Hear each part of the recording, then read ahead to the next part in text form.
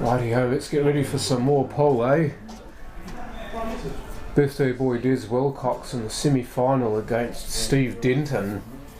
And Steve, with a wonderful clearance in that last frame. I know it wasn't on stream, but I wish it had been. So he ended up winning 8-7 over Adam Shaw. The other game will be Baden Jackson versus Simon Singleton. That will be, I believe, in the top right corner. So you will be able to view both of those matches.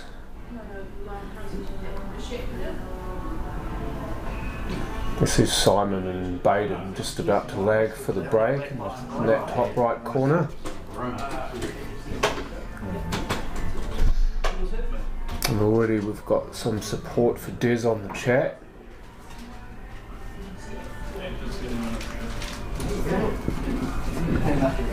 His lovely wife Chrissy is in to watch as well.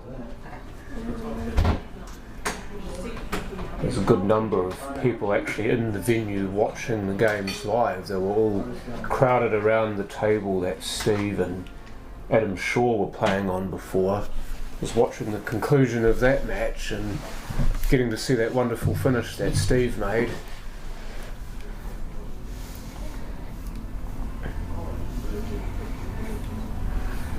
It's a good mix of calculation and aggression that Steve has, and yesterday against Simon Singleton, for example, you had a ding-dong sort of match there, and then you had the aggression that Steve was trying to put into it matched by the calculated nature that Simon Singleton plays with, and there's a bit of clash both ways, but it made for an exciting pool match.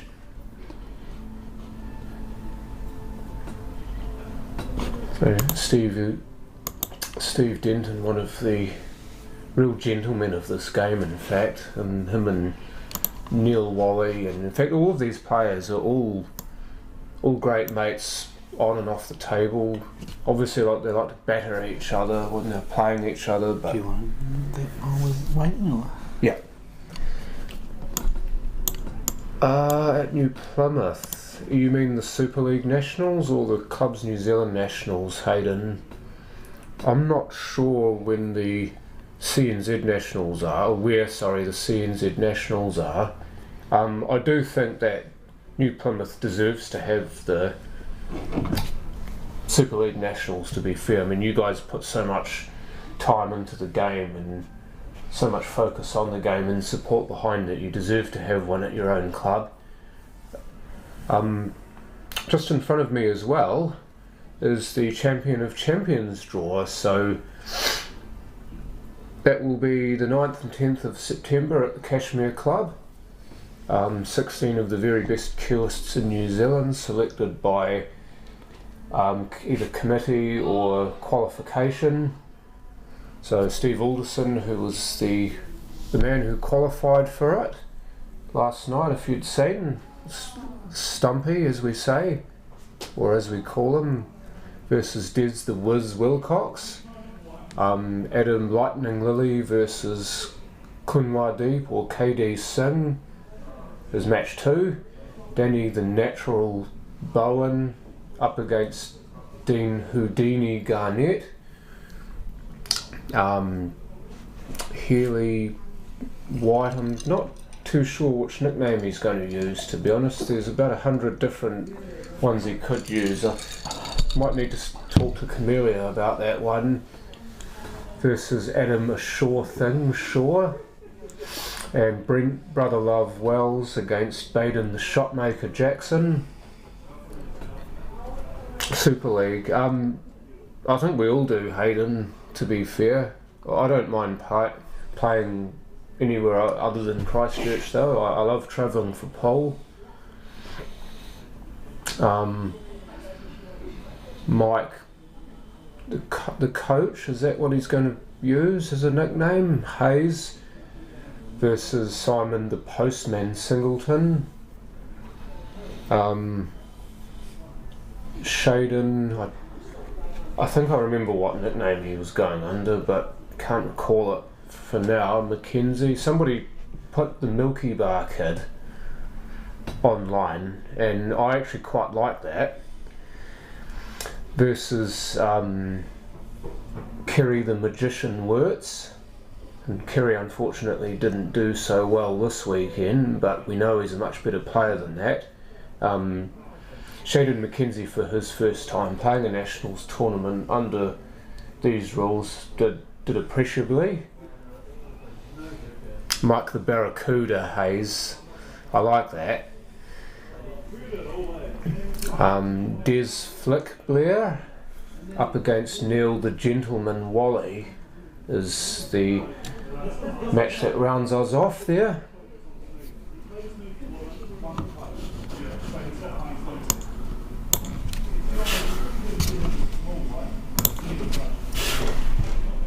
So that's what we've got there for 2 weeks' time. I hope that you can either get to the Kashmir Club or that you can jump on the stream. There are actually going to be 2 streams for that, by the way. There will be this on cue stream, and also Alex Stones is doing his own stream, so you can pick and choose which one you want to watch. Each, I believe, will have at least one commentator on the stream, so you won't be short of somebody stepping it through.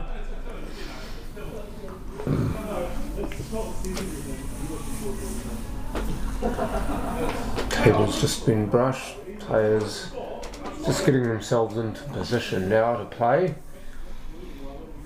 Waiting to see if Mike Hayes is going to come back and jump in the seat next to me and give us all his expert opinion, and also gives us a good insight into how these tournaments are run too. Being on the promotion side of things, the New Zealand Pool Promotions do such a good job of this.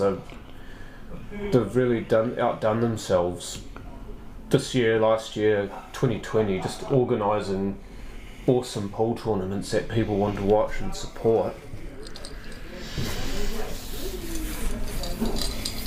So, absolutely brilliant job by all of those people.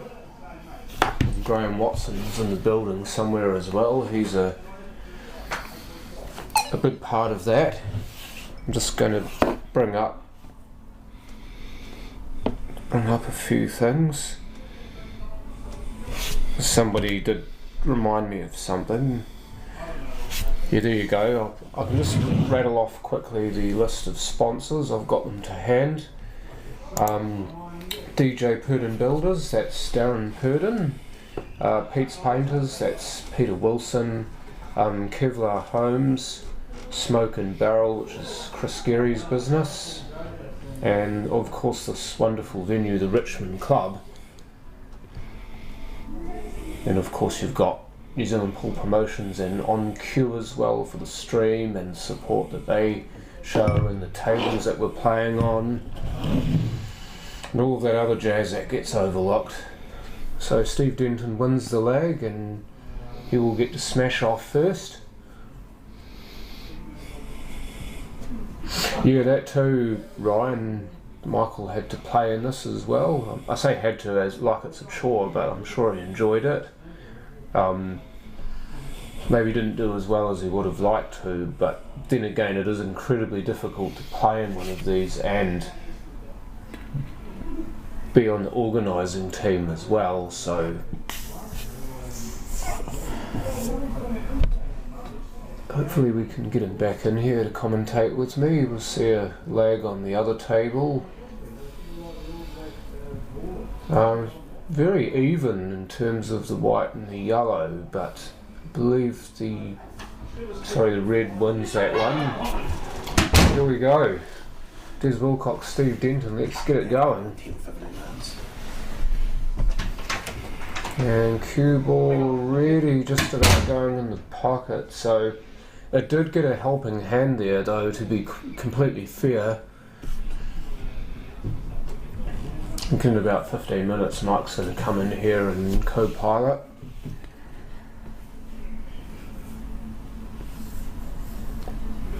A very measured style of play that Steve has. He definitely needed it tomorrow and then against Adam earlier today. He was always behind in that game, I believe, against Adam today, but he found a way to stick through. It's just what he does. He's so good at just grinding games out and making the finish that you wouldn't expect him to make, and he's just such a clinical player. He's so icy cold. Just wonder if this is going to go down the rail. Yes indeed, trying to stick it over the bag to cover the red.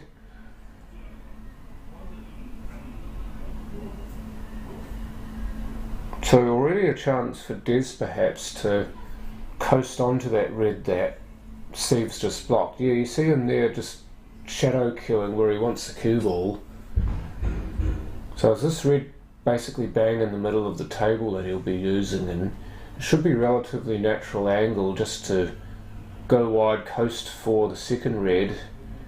He's just over queued it slightly. Now from the poll I've seen from Des, his queuing's been magnificent. If anything, he's over queued a number of balls this weekend, so sometimes the speed control lets him down.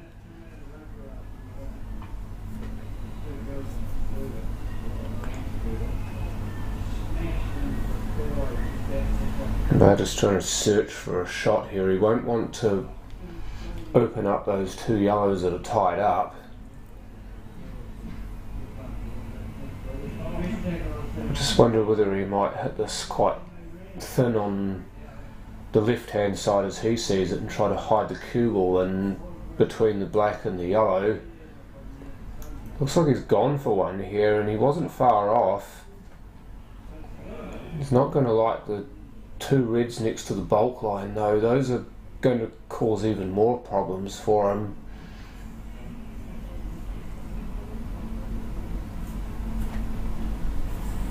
So he's got some options here to Steve. He can play for a snooker. He's got a number of balls down this end of the table that he can hide behind. That would give him perhaps a shot at getting that yellow out that's covered by the red. Or he can pot a few and then play a snooker. Because he's at the right end of the table, I wouldn't put it past him to drop a snooker in now. Yeah, that's what he's done. You see all the balls that he had to hide behind, he's actually used them very well there.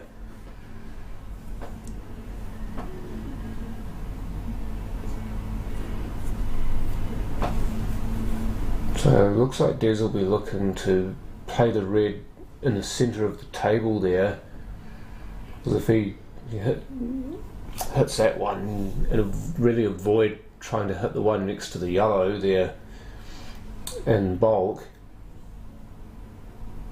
Because that's the one that Steve wants to move, and that's the one he really wants a free shot on. He's going to try and play the riskier option here. He's actually missed the two reds he was going for, but he did manage to get a contact on another red, so nothing wrong with it.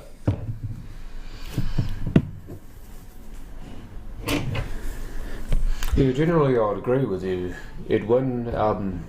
Steve in particular has been quite particular with taking his time on shots, and obviously some would say it borders on slow play, but there's no time clock and no referees to call time, so no harm, no foul as far as timing goes.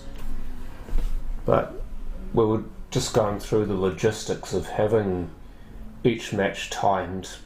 Well, Mike and I were, and it is incredibly difficult to get people to volunteer to jump on a stopwatch and time all day. It's almost like you need a rotating round of volunteers if you're going to be playing 10 hours a day for 2 to 3 days perhaps. But it is something that the committee will have to have a look at, I think. Because by and large the timing for the actual games, I always tried to go off the red there to free that other yellow up, and with those two reds tied up it's not a bad option, and he's actually managed to get that yellow to be free now, so that puts a bit of extra pressure on Des now. Definitely say that Steve's in the ascendancy in this frame.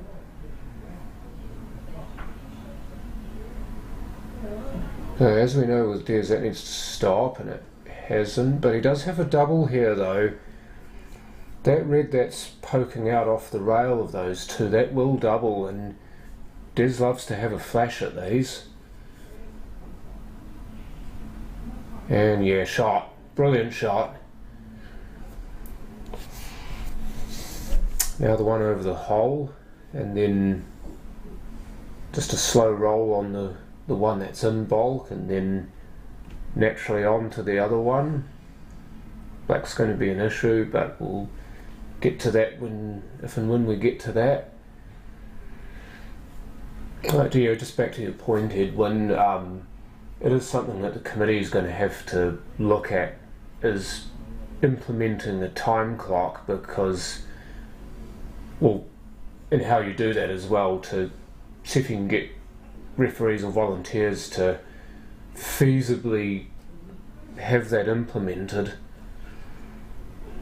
But by and large, in terms of the timings displayed on Q score for the games, these games have actually been played to time by and large, so that we haven't had that many timing problems. It's only been a handful of games really.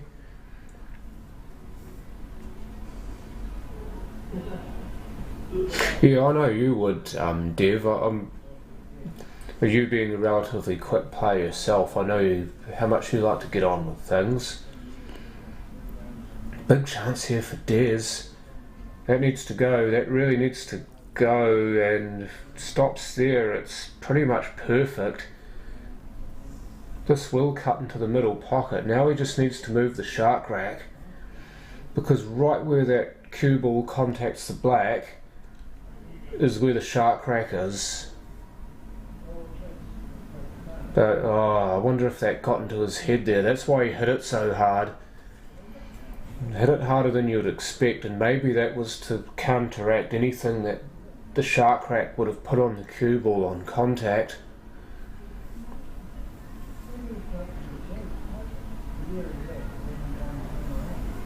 And Simon very nearly managed to pop that black out of a snooker there, but he doesn't, so Baden back to the table.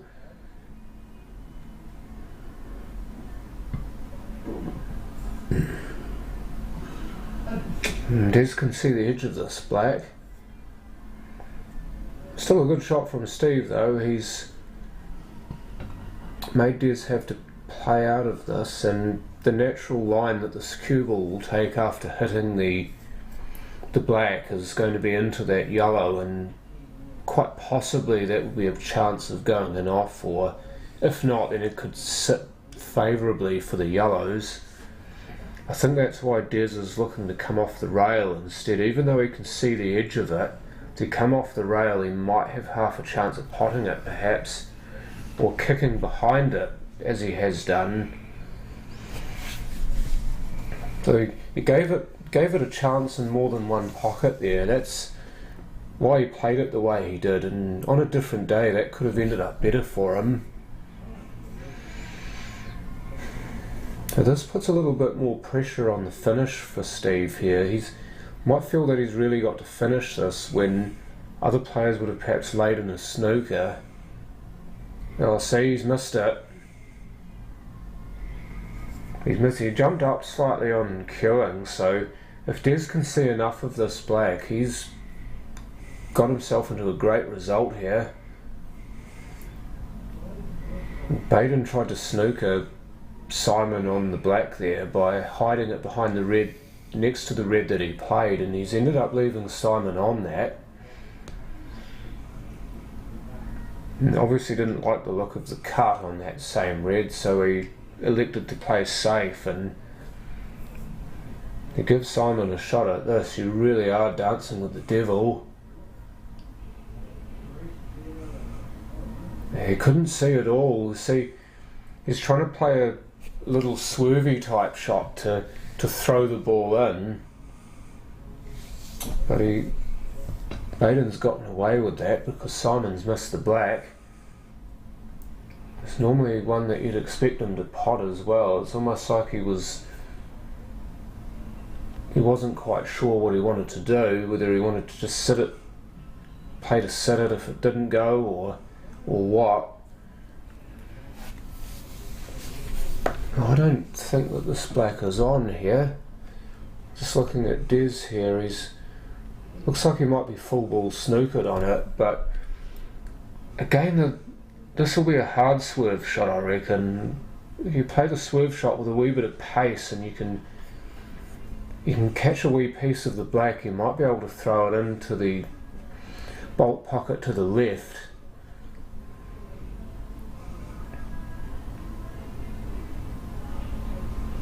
Oh no, he could see all of it. He could see enough of it, should I say, and he's cut it in. What a brilliant shot. Des Wilcox 1-0 up in Howe over Steve Denton. And Baden's worked his way nicely onto the black, and down that goes. So Baden Jackson 1-0 up over Simon Singleton. And of those two players playing against each other, Simon's definitely got the wood over Baden at the moment. I think they're both the Southern knockouts. Simon had his number. Mind you, Simon had everybody's number at those tournaments. He barely looked like losing. So Baden's got a little bit of a point to prove against Simon there.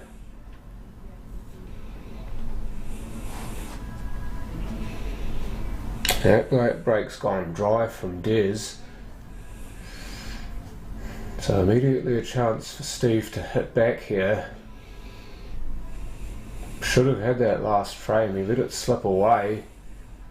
Did all the right things to give himself the chance towards the end of the frame, but then missed a fairly simple looking plant, so he'll want to right that ship fairly quickly here. He's got a good spread of balls to do it.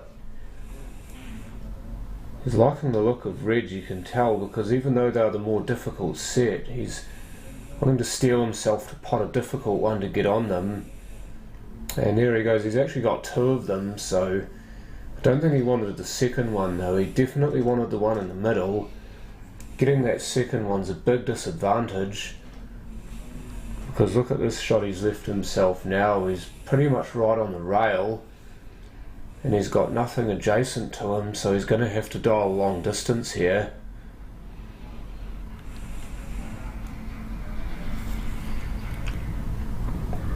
If it got this direction, it does. Great shot. He'll be looking at the red that's next to the yellow at the head end of the table here.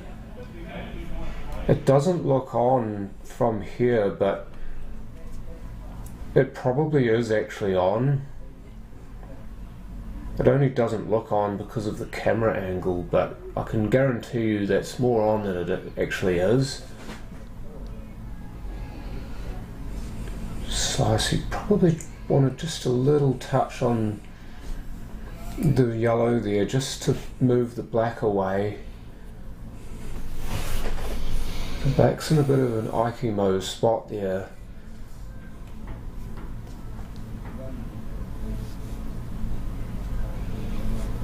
Oh, great cannon from Baden. He doesn't want the black where he's got it though, because he would have been playing for that red into the centre pocket next, and he can't do that now with the black there. Maybe a little bit of safety for later if later becomes a reality, but not what he was after. Oh, that's ended up ugly for Steve. He went for the cut into the middle pocket and he's missed it. And Des, if he doesn't pot this, he's got a great chance of just shoring this frame up.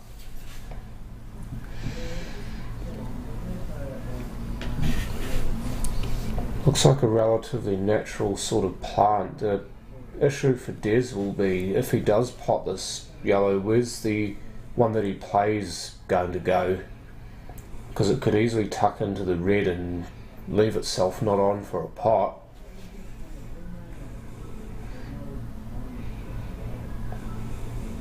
So if he wants to leave that second yellow on for himself, he might have to play it slightly differently, and that could compromise the pot, or compromise the chance of Des leaving that second yellow over the pocket. So these are the decisions that he's no doubt got in his head now.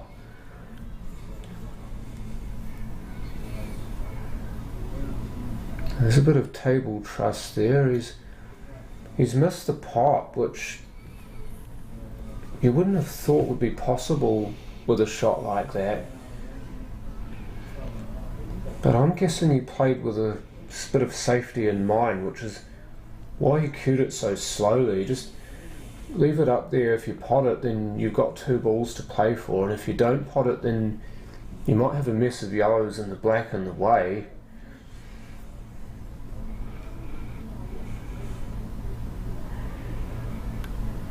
Ooh, black, woo, woo. No, that's okay.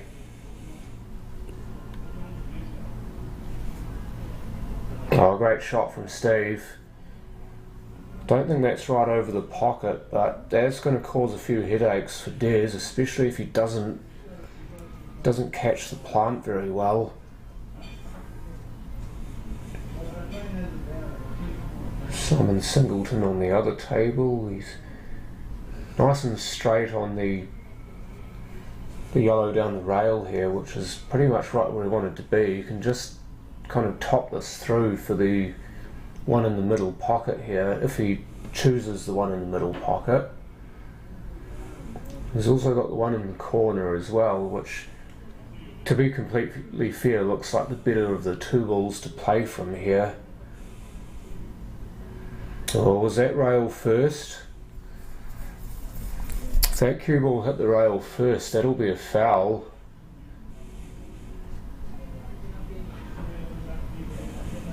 If the cue ball hit the yellow first and then the rail, it's okay, but looks like it's a fair shot though.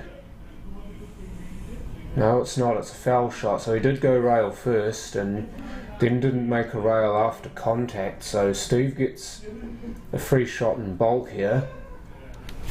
Nice little mop up there from Simon, so 1 frame apiece there. They're using the free shot just to open the black up, so that solves that particular riddle.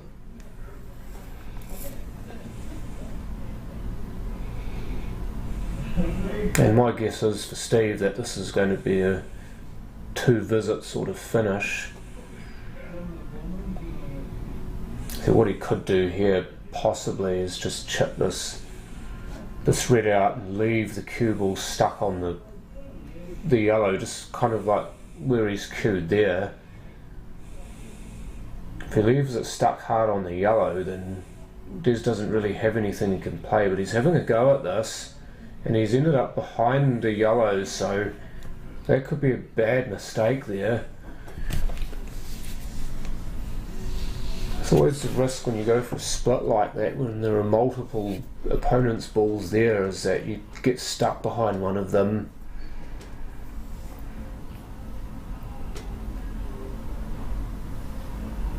I just wonder if the cue ball's far enough away from that yellow to allow him to go this way. It looks like it is. It looks like he's got a direct 1 cushion path to the red here.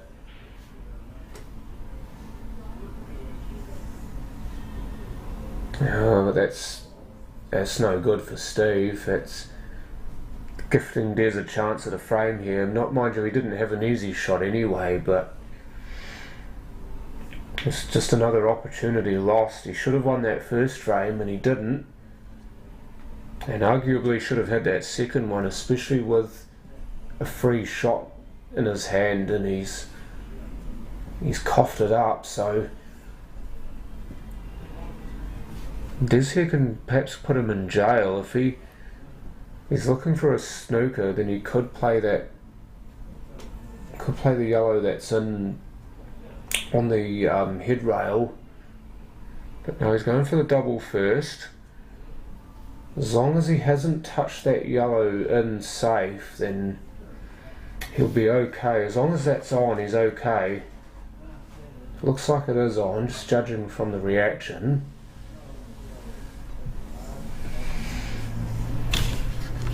So we'll go short rail to long rail here. That needs to get up and it's short. So, okay, does he redirect or is he going to continue on with the fine cut? That's a great shot that Baden's just played. It's not a bad shot that Des has just played either. He's moved the red away from being able to be potted inside the yellow in case things go wrong. So Des, if he wants to, he can play that ball down the rail now and then the one over the pocket, but the position's reasonably natural off this one over the hole. He just needs that to slow down, and it has. So did that well. Just a quiet roll in here. Underneath it. But lucky to leave Steve bridging over the black. So at the very least, Steve's going to have to really work to get a good kill on this. I'd even be looking for the snooker here. It's going to be difficult to get when you're that far away and you're having to queue over a ball like he is.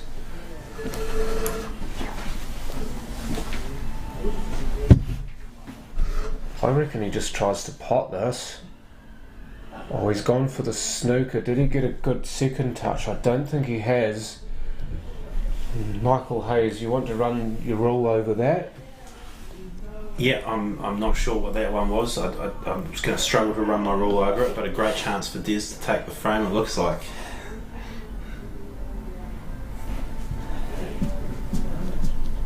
He's got the choice of corner or middle here. He's kind of in between the two pockets. Generally you'd choose the middle on these, wouldn't you? Yeah, I think you've got to back himself at the middle here. Too easy. Made it look that way, certainly. So a 2-0 lead to Des Wilcox over Steve Denton. Great start for Des. Yeah, and Steve should have won each of those two frames. I said it before, the first frame he kind of bombed, especially with the opportunity that he had with a free shot. And he had a free shot in the second frame as well and didn't take full toll and ended up kind of gifting the frame away. So there's a little few mistakes towards the back end of the frame, which is similar to the illness that befell Adam when he played Baden last match. Yeah, well, I was thinking sort of, what could be an advantage for Des going into this match was that he sort of had a much quicker quarter-final. It was always going to be tough for Steve, being the longest in the last semi-final. You expend a little bit more energy, and he's got a quicker turnaround between matches, whereas Des, he finished his match first, so he had a lot more time to sort of sit down, relax, get off his feet. So I did wonder if that might help Des in this match. Also the fact that this is a different table as well that they're playing on, and different opponent, different table, and so much of this is a feel type game, and when the feel's kind of different, then sometimes you're having to battle yourself to get yourself back in that same frame of mind that you were in when you won your last match. It's a lovely break from Steve. He's controlled the cue ball so well there. I mean, that's A1 position to have the white after a break with the ball down. Spread could be a little bit more open. I definitely think the reds are the balls here. They're all on. It's just got that red on the right side of the table as we look at it, sort of surrounded by yellows. That could be a problem ball, and same with the red on the bottom rail at the top of the screen. So I feel like you'll want to get up there, get that red off that bottom rail first, and then work his way back down. And he might even have a nice angle here if he can sort of run up towards the centre of the table and leave himself on that red on the right side. That takes care of his two problem balls early. So that's why he's punching down slightly into it. He's kind of run away from it. This still cuts though. I reckon you take that shot now. I wonder. Unless he takes the one to the right in the middle and gives himself a better angle. Straighten it up slightly. He won't want to be dead straight in it. He'll just want enough angle to kind of come back out the same way he goes in to have the next red to the middle. So I think we'll be looking to see him probably stun this into the rail with maybe a tracer left just to come back out, but it wouldn't be hard to clip one of those yellows, so he does have to be careful.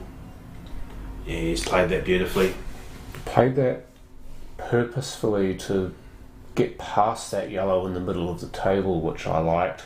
Yeah, it's a good weight, because if you do, get your line slightly wrong and play, into that yellow, it's got just enough pace that he's likely to contact it and still be on. So just playing the percentages well there. Big shot here from Baden, and he's made it beautifully. Now, this looks like a nasty shot, but it's actually not too bad. Cut into the middle, made it look as easier than I described it. So 2-1, I believe, Baden Jackson over Simon Singleton.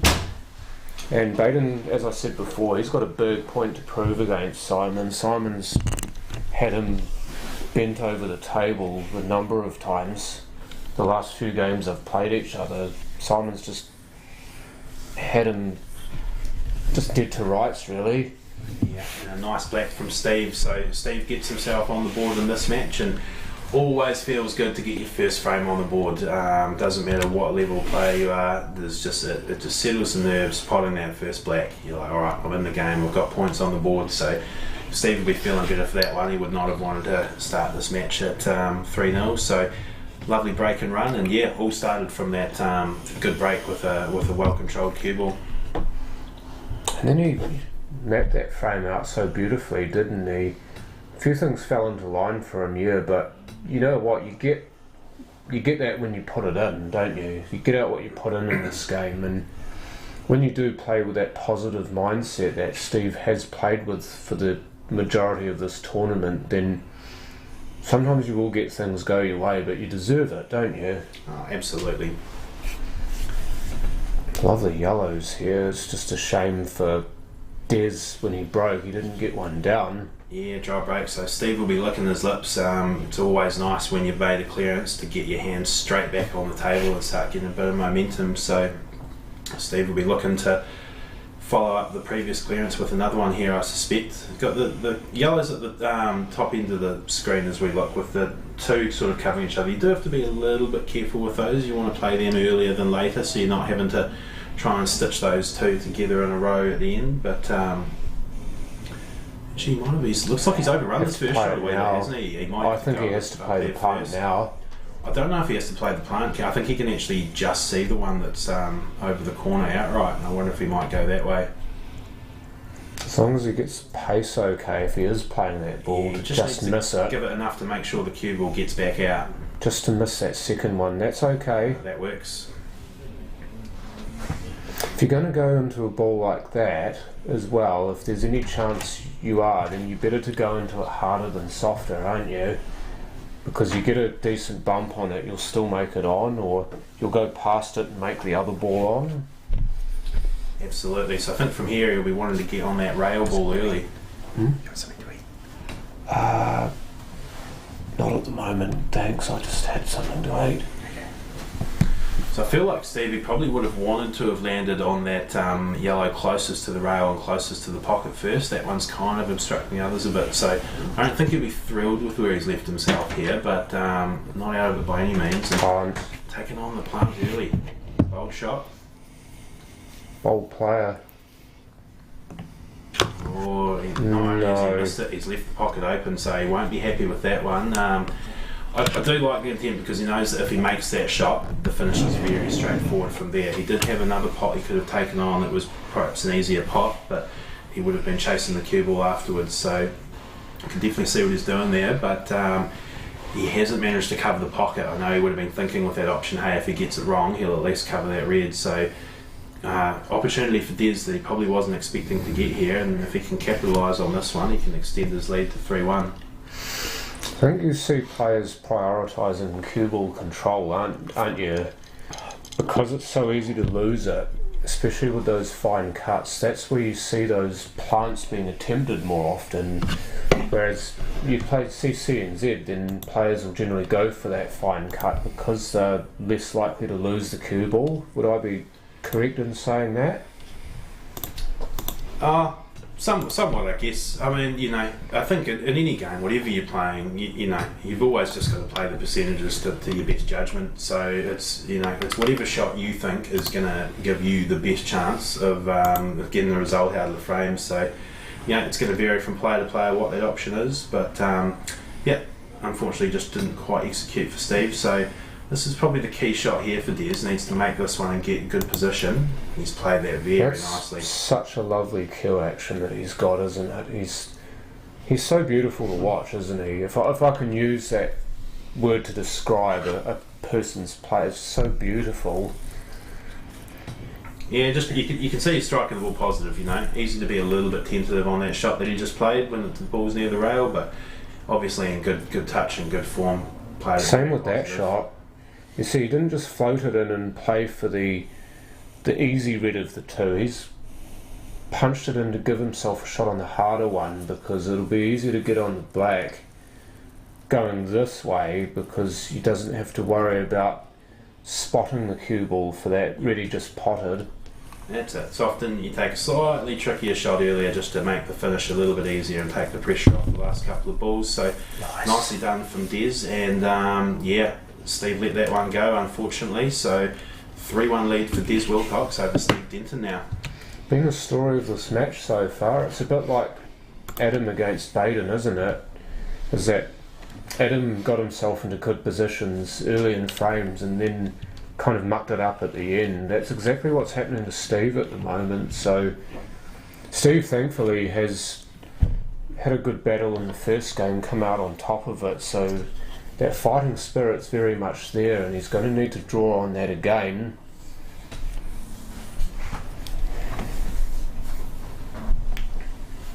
So he's a real fighter, isn't he, Steve? You don't think about it when you actually talk to him outside of pool, because he's such a lovely person, but you put him on a pool table and he's an absolute bulldog. And that's, ultimately that's what separates out these boys from the rest. There's plenty of players out there who've got most of the tools in terms of their technique and cueing and can play all the shots, but when it comes to this stage of tournaments, it often more comes down to that mental side of the game. Who's hungrier, who's more composed, who's prepared to hang in there and grind a wee bit when things aren't going quite their way. So we've seen it from a lot of these guys who are still in it at various stages, and prime example from Steve in that last match, 7-5 down, and hung in and took it out to come back and win 8-7. 2 frames to 1 Baden leads Simon, Nick, and Baden taking his sweet time over this ready. I reckon what he just needs to do is he just needs to put it in pocket weight and maybe put a touch of right on it, just to sort of throw it in, and the cue ball will naturally drift across for the black in the middle. As you play that right hand side, that cue ball's going to get away, and I think that's the risk, is that with the smaller cue ball it will travel further on those shots. I think he was just very wary of losing the cue ball, so he's played a smart decision in the end. And if that black passes the yellow to the middle, which, I'm assuming it does if he's played it. No, I think it goes in the corner, but it's a good point though. It's a much more open part of the table to land in, and at least the black goes somewhere, so he can back his shot making ability. Steve. How's that black? No, he's missed that by a wee bit in the end, so probably took the good option to just make sure he definitely had a look at it, but he definitely didn't leave the black as straight as he wanted, and had a tough pot, unfortunately, off the back of it. So hasn't quite got over the line there. So, but back to the main table. A scratch off the break, which we know we've seen it throughout this weekend. Players tend to get punished in these situations, because not only do they have an open table, the pick of the sets, the cue ball anywhere behind bulk, they've got the free shot where they can clear a ball of the set they don't want, or they can develop a problem ball early. So great opportunity here. He's going to try and spot this cue ball, is he? No, It's a great option. Kill a yellow. Oh yeah. Sink a tricky red. And so often, when you see players taking on shots like that, he's taking on a difficult plant which he knows he can afford to miss because he's got the free shot. But how often do the guys make those tricky shots when they can afford to miss them with that free shot? Well, I mean, yeah, you're kind of thinking, oh, if I don't pot this, it's okay, but and then they go and pot it, and it's actually turned out even better for him because look at where these are all lying. It's just going to be the red down by the black spot end of the table that's going to be the potential problem. Yeah, it's just giving himself a good look on the black is what it all comes down to. Those, obviously, the three at the bottom end, D end of the table are very straightforward. He's got a red to the middle to set himself on the final red closest to the black. So it's all, just all about having a good angle on that final red. But looks like it should be very straightforward from here. Just needs to make sure he gets himself quite straight on this red to the middle. That's the only thing he needs to do. Well, he's got pretty much the perfect angle off this red in bulk here. Yeah, it's okay. Just sort of pocket weight on this, or just stun slightly with pocket weight. I think he'll want to make sure he just comes up short of those yellows. He won't want those two yellows hampering his bridge hand at all. They are on the side that his hand will be as a right-hander. So, yep, stopped it just short. He'll just be able to play a stun here. The cue ball will drift slightly towards the centre of the table. A1 position for the black to the centre. Be careful you don't screw into this too much because you might snooker yourself. I was just thinking he might play it more of a drag shot and just take that risk out of it, and he's done exactly that. This for Simon to go 3-2 up. Well, sorry, 2-all actually. Dead shooting in the corner. Heart of the pocket. Boom. Have some of that. Get some of that into your lunch. Yep. He's potting very well at the moment. And again, we touched on it earlier. He's been doing that very well throughout the tournament. But striking the ball positive, looking confident when the balls are there to pot. So good stuff from Des, and a 4-1 lead. He's halfway there already. So fantastic start to the match for Des. And I think it was just that one frame in particular, the one before this one where Steve had a good chance that he just got out of posi on, and Des cleared up. He'll be kicking himself over that one, but we can't dwell on past frames, and the most important frame is always the next one, and that's all he should be thinking about here. Well, Des to break. Let's see if he can control the cue ball better than Steve did. Does appear that he has. Usually not ideal to have the cue ball on the bottom rail, but in this case I think he's going to get away with that. Look at the two reds that followed it there. Either of those two balls are good starters. Probably I would favour the one on the left because he could get onto the other problem red on the left. The problem with the reds though is this red down the bottom left of the screen as we see it covered by the yellow. So as much as he's got easy balls to get going with on the reds, he just needs to have a plan in mind early of how he wants to get himself in position for that red down there. It looks like he might be going for it early. Or at least you see your position on the one closest to it. If this goes past that yellow bottom right of your screen, then this is an opportunity to move that trouble red. Yep. And it's the same thing we see from all these top players, identifying the problem balls and getting into them early. Those two reds up the opposite end, he doesn't need to sink them early, they're in good position.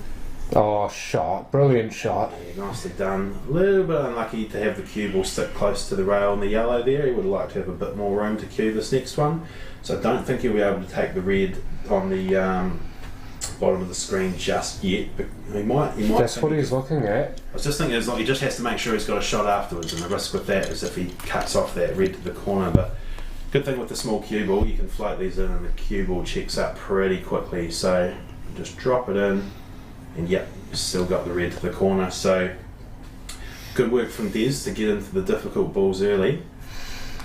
Just needs to watch that yellow here next to that red over the pocket. He doesn't want to catch this too fat, because if he does, then he might end up hampering himself on that yellow. Jeez, that was even fatter than I thought he'd hit that. Works out pretty good though. It's this red to the middle. He doesn't need to be dead straight on it after this one. He just needs to give himself a look.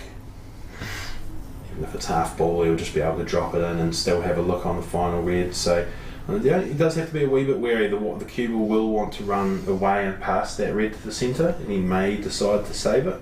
We'll see what angle he gets. Well, he's actually cued it harder than that nice. to be I on like it for that the option. other pockets. He's done that really well. It's a lot more positive than the options I was suggesting and executed very well. So, yeah, he's looking in full control at the moment. How often do you see players in both CNZ and this format play really slowly, trying to stop the cue ball in a particular place, and they don't get it there? And we're all sat up here thinking, why did he do that? That's a great counter to that, is to play for a different pocket, because out where he played it to as well, if he didn't get good pos on, yuck. I cannot believe he's missed that. Was he a wee bit quick on that one? Took his time doing all the hard work, and then when he saw the finish line, the money ball, just maybe a little bit quick. He did look like he was up on it early, so... I'm just looking at the replay on the other screen just to see if you've got a point there. Are you meaning in terms of his feathering, or do you reckon he lifted up off it? He kind of lifted slightly. He looked as like he was out of his shot in his stance slightly early on that one.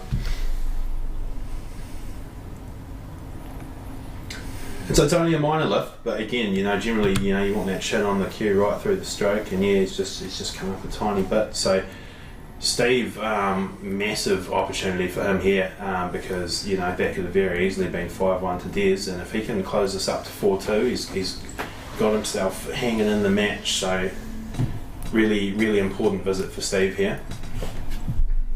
Well, he just needs to make sure of this, doesn't he? There's nothing difficult here. It's only difficult if you make it so. So just connecting the dots here. Well, I think there's a little bit of difficulty attached to the yellow near the rail. Obviously it's quite close to the pocket, but he's going to have to screw off of that ball to get position. So he just wants to make sure he gets himself straightish on it. If he ends up with too much angle on that ball, he could have some difficulties. This is going to be almost dead straight. Oh, that's pretty good. That's though. bang on. Should have just enough angle. Like, he won't want to leave himself queuing dead off the rail on the next one, but you just got to make sure he leaves it short of straight. Don't overscrew it. Oh, it's not. He's overscrewed that. He should still be able to make this work, but he should have probably screwed into the left rail and back out to the centre of the table, I imagine.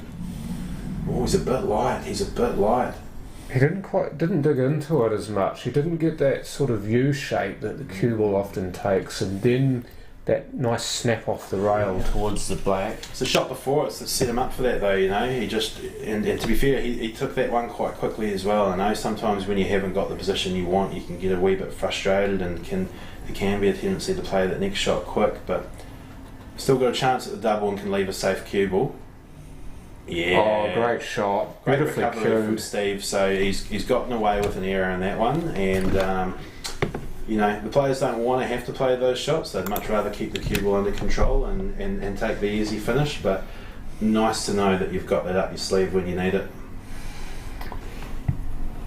Looks like Baden might have missed an opportunity to get a frame against Simon here. Simon at the table on the yellows.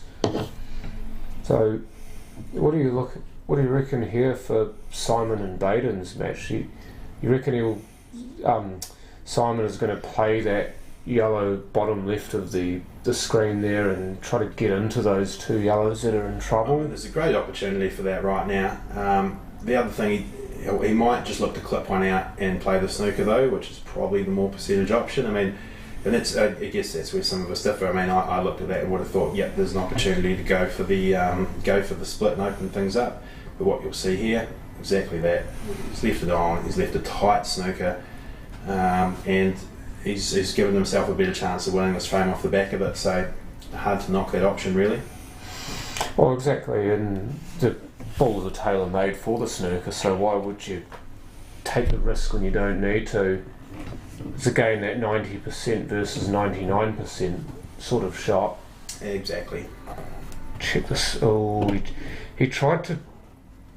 You know what he tried to do? He tried to check that up off the rail, but because he's had to punch into it, he's sort of swerved it into that first yellow pot and potted the yellow when he was trying to just miss it before the check, so he could come back and hit the black on the way back, because it wasn't on off one rail naturally, if you know what I mean. So it looked ugly, but there was definitely a bit of science behind it. He just didn't quite catch it right. So looks like Des has got started on the reds here, and the obvious problem we can see straight away is that red inside the yellow, and while that red is covering that yellow on the top right of the screen, obviously it poses a problem for Des, and he's got to open it up. So I wouldn't be surprised if he goes for it here. The yellows are tight with the 3 on the top left of the screen as we see, so Des can afford to open this up in this situation. Careful of the on-off though, he doesn't want to slide off either the yellow or the red here. He'll probably punch into that bottom rail first and then kick into it would be my pick. Yeah, just like that. Nicely done. Well called as well. So I think from here for Des, a little bit of risk attached to the red underneath the yellow at the bottom of the screen, but I think the good thing about that is all he needs, if he can play the red that's on the left rail before that last, all he needs to do is run through, leave himself half ball on that red, and the yellow would kill the white quite nicely for the black last. So nice pot there, and he's set himself up very well for this. So I see what you mean now. I was just casting my eyes around the table, and I can actually see what you mean. So the key here is just getting himself quite straight on this red that's on the rail. If he's got too much angle, it's going to be hard to get himself into a good position. Just needs that to keep running. Yeah, that's very nice. That's near perfect. Just screw it back about 50 mil, you reckon? No, so I personally wouldn't, because I think there's too much risk of snooker. I would be running through to get low on the next red, because you can just cut the red in and the yellow next to it will kill the white. So if it was me, I would probably run through, only because I think there's a bit of risk in terms of getting your position perfect on the stop and screw. Stabbed it. Looked like he might have stabbed or lifted up on that, and it's very easy to do on those shots. You just forget to cue through the ball sometimes, especially when you're getting near precision position. I think it's the hampered bridge hand for me that makes those shots really tricky. You know, if he wasn't having to bridge up his hand over those 3 yellows, is you know, you can just get much more down and stable on the table, and you've got a much better chance of cueing that ball sweet. So wasn't an easy finish for Des, but it was a chance nonetheless. And you know, if he capitalised on that last frame in that one, it wouldn't be a stretch to find himself 6-1 up. But you reckon there might be a chance at a snooker here? He takes the middle yellow of the 3. He might be able to snooker the cue ball in behind it, or behind the other one of the 3. I might have left one on though, has he? Not sure it's on. He might. I don't think it's quite there. It'd be close, but no, that was absolutely a smart shot from Steve, because those 3 yellows were all slightly in each other's way. So if there's an opportunity to develop one, leave them on and keep the cue ball tight, then that's exactly what he needs to do. Edwin asking if we can switch to Simon's game. We don't actually choose which of those 2 games gets the mainstream. I do. Oh, you do? Okay. Oh, sorry about it. Hey mate, no, there's heaps of people who would love to watch this game or that game. You know, we can never keep everyone happy, but hey, both games are on the TV, so it's not so bad. Simon Singleton, by the way, leads Baden Jackson 3-2. Hayden. Looks like the 2 players are just removing the shark rack, or attempting to.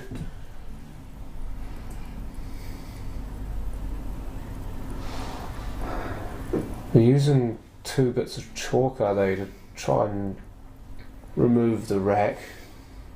Got multiple balls they have to remove to get the template off by the looks. Oh, that's a good shot from Steve. And I guess he could afford to go for that, because he knew that if he didn't make it, there was going to be a good safe cue ball, and he was still going to have an improved situation. So I'm wondering here if he'd be tempted to chip out that yellow off the side rail as well and try and keep another tight cue ball. I wouldn't be surprised. I might try to put the cue ball behind these 2 yellows in bulk, I reckon. That's exactly what I'm thinking. So just clip fine off the left side of that yellow. Try and run the cue ball behind those yellows on the bottom rail, and he'll be leaving the yellows in a much better position than what he started. Oh, but lifted on. Yeah, he was actually on as well. I mean, you feel like you've got a big target to land behind, but I think on that shot, probably the key for me would have been erring slightly on the harder side, so that even if you didn't get the snooker, the cue ball was closer to that corner pocket, but not a bad neat lead nonetheless. While he might have left Des a half chance, I mean, this would be a very difficult opportunity for Des to capitalise on. You just wonder too if sometimes that's all players need though in Des's position, is just a wee inkling of a shot, because he's not even going for it, he's going the other way. You're trying to play off that and keep the cue ball tight at this end. That's not bad though, because that's more pressure on Steve, and Steve's 4-2 down, so this is going to be a great test of his resolve here. Yeah, I'm quite a fan of that dangling a wee bit of a carrot option sometimes, because Des has left his balls, much more open than they were, and be tempting Steve into going for this, but Steve can still play relatively conservatively here. There's, he should be able to make a snooker up the top end of the table if he wants, and looks like he's playing for that. Yellow on the right. He's got the angle wrong, so he's just hit it a wee bit full. If he just catches that a fraction more left of centre, that cue ball slides in behind that yellow. But again, the main thing is there's not an easy starter or shot for Des here. So Steve just got to be patient here, because in these situations, if you've got more balls on the table than your opponent, you've actually got the upper hand. I think it's actually one of the common misconceptions with amateur players is something there's a little bit of coaching that we work on tactically with a lot of new players, is that most people come into this game with this conception that every ball you sink gets you closer to winning, and people will be counting, I've got 4 balls down, so he's only got 2 down, I'm winning. But you very quickly realise at this level of the game. Look at this shot. Does he get on the other red? I think he might have done. That was a brilliant piece of innovation by Des, and just great vision. I didn't see that shot at all, but how much risk he took as well to play that, and it's come up so well for him. I think, as we said, because Steve had the upper hand with the position the balls were in, Des did need to go for something, and he's that's a lovely clip off the yellow too. Mwah. Steve will be gutted there, because I think Steve would have been thinking, that's not a bad leave I've left, and Des has found a brilliant finish out of it. So great work from Des Wilcox. Definitely he's probably looking the form player of the guys in the semis at the moment. Great work also from Baden Jackson, getting that frame against Simon Singleton, so that squares that match up at 3 apiece. Good tight game over there. Both very competitive, combative sort of people. Simon probably more low-key combative than Baden, obviously, but you know how hungry Simon is to win. He's so good and he's got so much fire, but you don't see it externally. It's more the internal fire, whereas with Baden it's more external, and they both will want to stick it right up each other.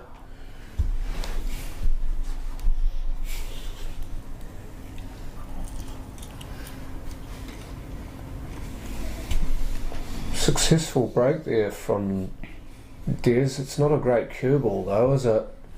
A bit awkward to start with. No, I think we've seen that from Des a couple of times actually, leaving that cue ball down that bottom rail. So he's been breaking pretty well for the most part, but it's just, if you're being a perfectionist, which we tend to do, and our job is to critique here, then that would be the one thing I'd be looking for a little bit of improvement in, is just try and keep that cue ball a bit more central, because you've just got so many more options from the middle of the table. Unlucky.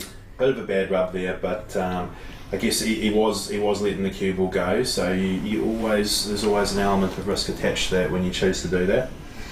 To be completely fair to Des as well, that cue ball did take a massive kick off something as well when he broke, so it wouldn't have been there had something not gotten in behind it and booted it towards that centre pocket.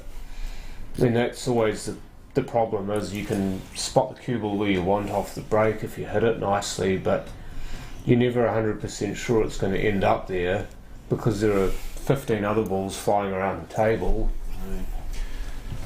So an open table and a free shot for Steve, so he's done well to just open up that problem yellow and keep a red tight to the rail. So as long as he can pot a yellow here and establish the set, because as we know the free shot does not establish a set, even if he potted one, make a ball here, and he'd have to fancy his chances of running this one out. Pops's plants, he's might have to take one here if he wants to take a risk to establish a set. This is what he'd be doing, but I feel like he doesn't need to though. I think if he's playing to that bottom left corner, that's not too risky. I don't think this plant's quite as hard because they're lined up quite well. So if you're fractionally off centre, it still drops. And I was thinking if it hangs over the bag deep, that's quite nice because he's got that other yellow closest to that left rail. If he'd got that yellow a little bit deeper, it makes that yellow on the left rail a little bit easier to plant onto it. But that plant's not straightforward. I'm wondering if maybe he'll play this one now with a trace of running side to try and open up and develop that yellow off the left rail now. Yeah, I'm with you on that. In behind's always best, and look at this. Perfect. Kick Absolutely into the middle of the perfect. table and see you later. So the good thing here, that yellow on the bottom left of the screen as we see it is primed to set himself up for the black glass, and so all he needs to do is string together these three yellows in the centre of the table, give himself a look on that corner ball last. Bob's your uncle. Could play this either way, couldn't he? Probably the one on the right first and just kind of stop it. The one on the left, you run the risk of losing the cue ball more to the right of the table and leaving yourself a tough cut somewhere, so Yeah. this is a slightly tighter position shot, so it's better. Yeah. Played that nice. Doesn't need to do much here. I mean, he could run past that red if he wants a little bit more angle on it, or he could just stun it in as well. Either work. So just a little half ball cut on here. Just make sure you get yourself off that rail sort of halfway towards the black and you're good. There you go. Just as described, right, just as on the box. Now he just needs to cap off a beautiful, lovely chocolate cake with frosting. Steve hanging in there in this match. Des has had a couple of opportunities to really extend that lead and pushed out. Hasn't quite got over the line, and something Steve, in my opinion, has always been very good at. He's very clinical in taking his chances when he gets them. So Des has probably had a couple of more first opportunities, and he could be further in front if he'd capitalised on one or two more. But yeah, Steve's showing his class and taking his chances when he gets them and keeping himself in the match. So 5-3 now, only a 2-frame deficit, and anyone's game still. To be honest, I actually think the score's right, because Steve had that same thing happen to him earlier in the game when he should have won a few frames and didn't, and now Des, in the same position the last few frames, lost a few frames that he should have won, so Yeah, it's kind of balanced itself out. A fair point, yeah. So you're right, the score is probably a fair reflective score. I think Des does deserve to be in front in this match, absolutely. But yeah, Steve not out of it. Looking like a little bit of a scrappy frame on the other table at the moment. Neither of the sets looking fantastic, and to be fair, I saw the spread of balls after the break, and there was a bit of a cluster in the middle on that one, so Wasn't good, was it? not a lot to write home about or commentate on Not like that frame at this. the moment. Well, interesting spread here. I mean, 3 reds down, which you would think would be a great thing, but the remainder of the reds, well, one of them's over the bag, the other 3 are not great. So I think you're looking at yellows. I'd say all take day yellows, yeah. Just the one in the middle, I reckon. Yeah. Unless the one in that corner near the black spot is on, I would still pick the one in the middle. The other Opens up the other reds down the other end of the table. Yellows, sorry, down the other end of the table. I'm just curious that the yellow closest to the red on this bottom right of the screen, does that yellow pass the red into the bottom right corner? No, but it can be promoted. Yeah, so he's got balls near it, so there's a little bit of work to do for him on that one. I'm sure he'll be keen to play these too early and open up that middle pocket, probably clip the second yellow off the rail slightly. Careful you don't over-cue this though, because you could easily run in behind that yellow or into that pocket, the bolt pocket on the right. So if you're going to get a clip on this, you need to be sure that you're hitting it in the right place. Should send it closer to those reds line, yeah. So he's played that very nicely. So yeah, I think from here he's just got to work out how he's going to get himself a good look at that yellow and the sort of closest to the bottom right of the screen, right next to that red. That's the problem ball.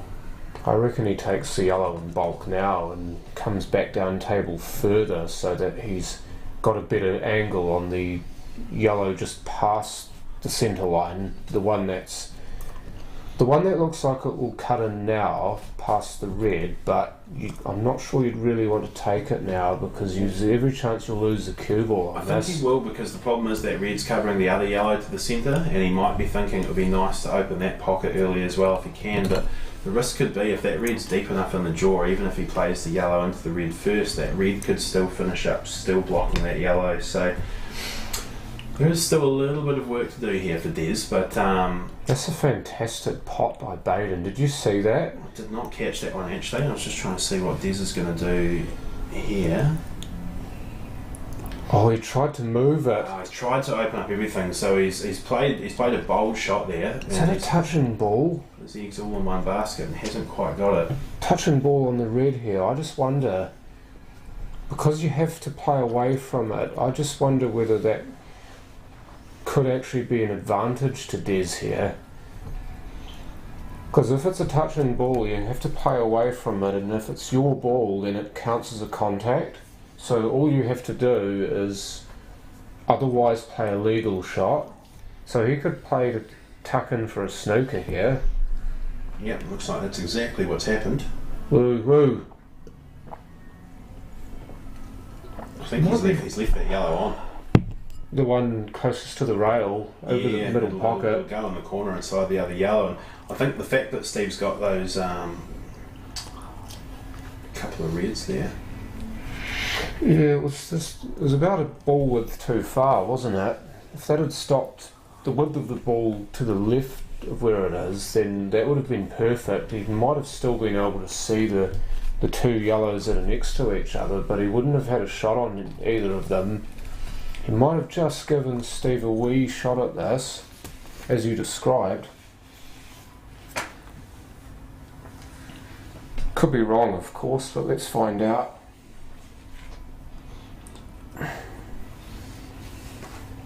One of my workmates says it's one of his sayings, F around and find out.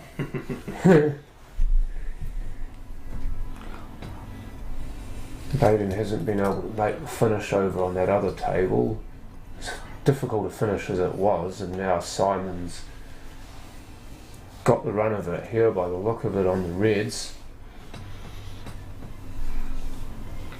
That would be to go 4-3 up, by the way, if he makes this clearance.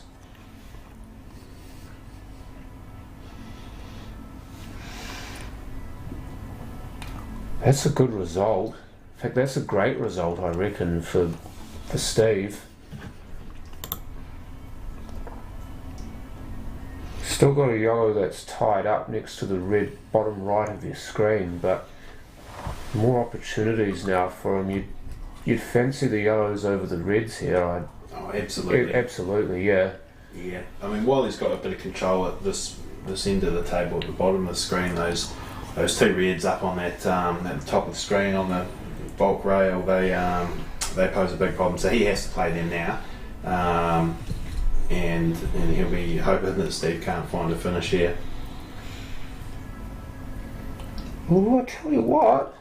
That's not bad from Des, is it? To keep those yellows tricky, so I think that's good from Des. It was always going to be difficult for him to, get a really good safety or a snooker there, but if he can improve his balls and make sure he keeps the finish difficult for Steve, I think he'll take that as a result in that situation. Are you allowed to practice while you're playing? I'm just looking at Simon, top right of your screen, just practicing a few shots. This is obviously between frames.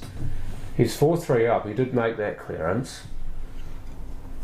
I just wonder if anybody's going to say something to him about it, or whether it's just leave him to it. It's probably just comes down to etiquette a bit more than anything. Like you probably shouldn't do little things like that. I mean, at the end of the day, it's not a biggie. Hitting 1 or 2 balls there is not going to change his performance or impact the match at all.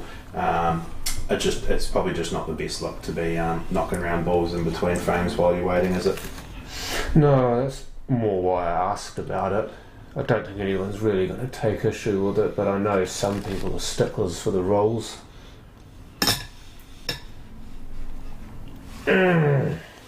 Not great, that. Not great at all. Slightly tentative stroke. Wanted to run into it more, didn't he? Even if he didn't leave himself a shot on that particular yellow, at least he would have been on something I wondered else. if he was trying to hold short of it. Maybe he was thinking he'll keep that red tied up for now. I mean, I think if he'd been more, I think he could have been more positive and tried to just pop that yellow out. But I guess the risk, obviously, if that goes wrong, he's opened things up for Des. So I think he's tried to keep it cautious and keep that yellow covering that red for now. But he's left himself not much option. Well, he tried it was a bit of a buck each way, that wasn't it? But sometimes putting a buck each way on a shot doesn't work because you end up uglier than you should be because of the tentativeness of the stroke. I just wonder if that yellow near the middle pocket might actually go into the corner top left. Still on, wasn't it? Was still on. I thought he'd snooked himself on that ball, so that changes things a wee bit. But I tell you what, she's not getting any easier, is it? No, exactly. And so the only thing he's got up his sleeve is that that yellow is still covering that red down the bottom of the screen, and perhaps he might look for a safety or a snooker here as opposed to trying to force it any further. I think it'd be a safety, unless he can get a good shot off the rail at one of those 2 yellows in bulk. Which he could do if he can get it off the rail and clip the yellow on the left on its right hand side and snooker behind the yellow on the right. That would be a brilliant shot if possible. Don't know whether it's on. Maybe it is, but he hasn't decided it's worth the risk.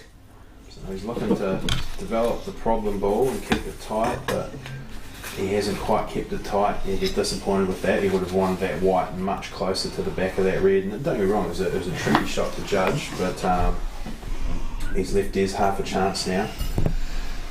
Or more in line, the cue ball more in line with that red with the other 2 reds, so it's not on anywhere. That was the other possibility, but because he's gone more towards the rail, he's not only left this plant on, which Des is queuing up, but that other red dead on. I wonder if Des might have been inclined to take the red to the top left corner first, but that's a shot. Doesn't want them both. Doesn't want that to go. Oh, unlucky. That's unlucky. So the good thing about playing that shot, I'm sure in his mind, was he's thinking if he gets that other red down that end of the table, then he's got a ball near a pocket down there he can use to develop this red, but he's going to need to make something happen now.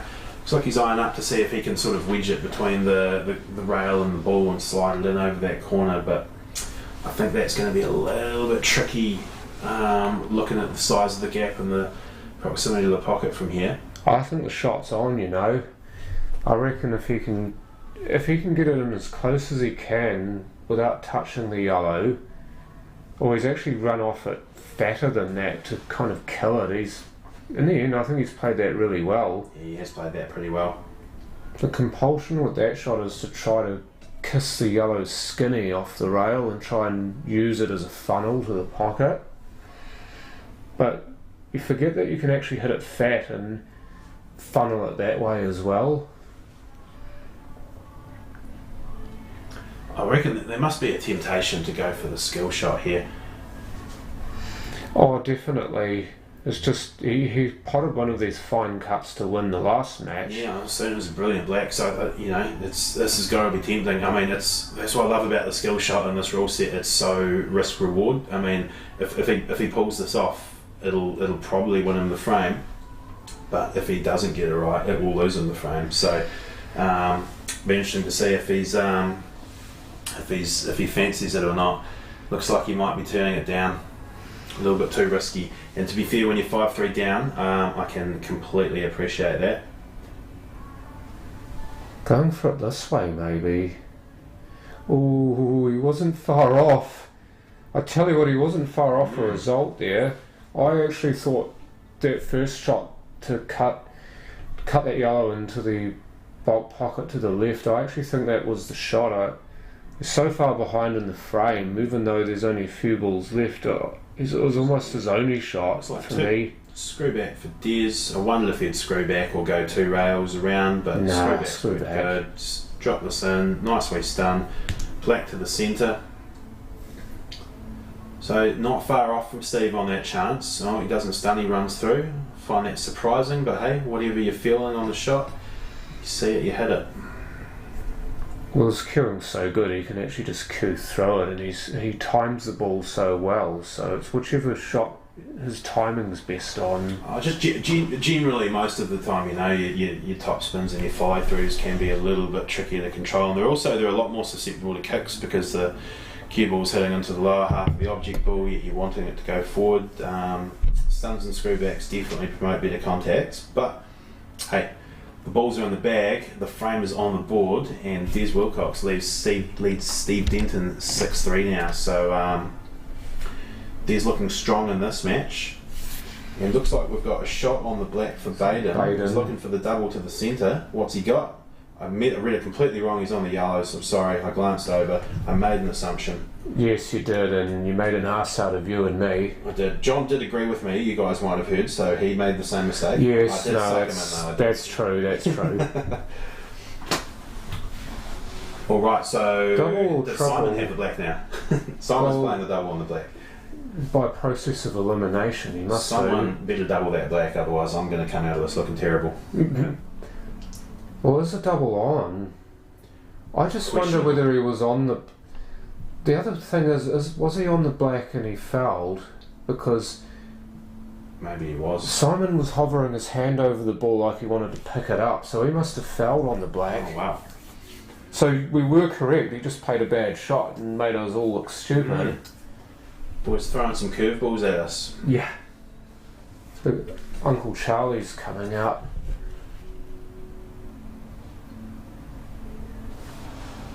Can we move over a bit so I can read that,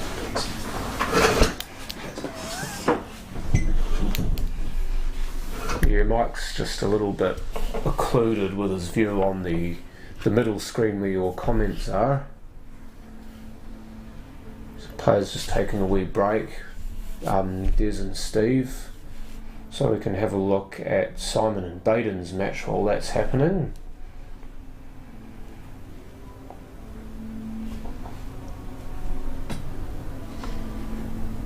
I just wonder if he's going to take that yellow over the pocket now, because he's not really on any other of those yellows, or at least not easily anyway, so you use that ball to try and reset position, so to speak.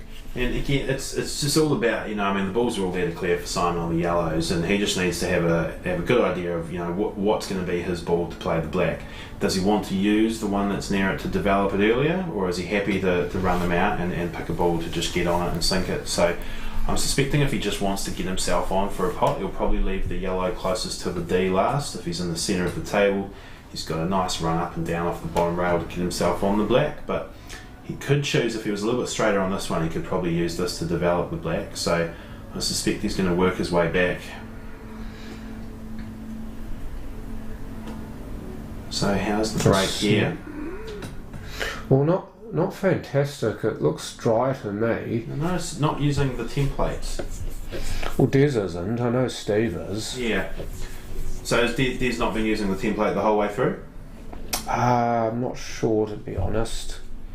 To be fair, when you've got, nice newish conditioned tables, nice brand new balls, and brushed and ironed cloth, it's much easier to set the balls tight without the template. The template is really good when you're on more of the club tables where maybe the cloth and the balls are a bit more worn and it can be tougher to get a tight rack. Or you've got that big divot in the bloody black spot. That's a pain. So it looks like on the other table, Simon's just elected to get straight on the final yellow to the middle. He'll screw across and just back himself to sink the black down the rail last. And lovely distance control on the screw back. I often think that's one of the standout features of Simon's game with the small cue ball. Is distance control and screw backs is very tidy. Well, he's such a good spotter of the cue ball, isn't he? He puts his finger on the table where he wants it to go. He gets it there more often than not, and more often than the majority of players. So that, combined with his mental game, just makes him so difficult to beat in the Reds and Yellows format. There's a reason why he was picked to play for New Zealand. Admittedly in 9-ball and not this sport, but just because he's so mentally strong and he's so clinical with whatever he does. Some people say he's boring to watch, but I think if you're wanting to watch a person show off the game the way it should be played and the way it should look, then it's him.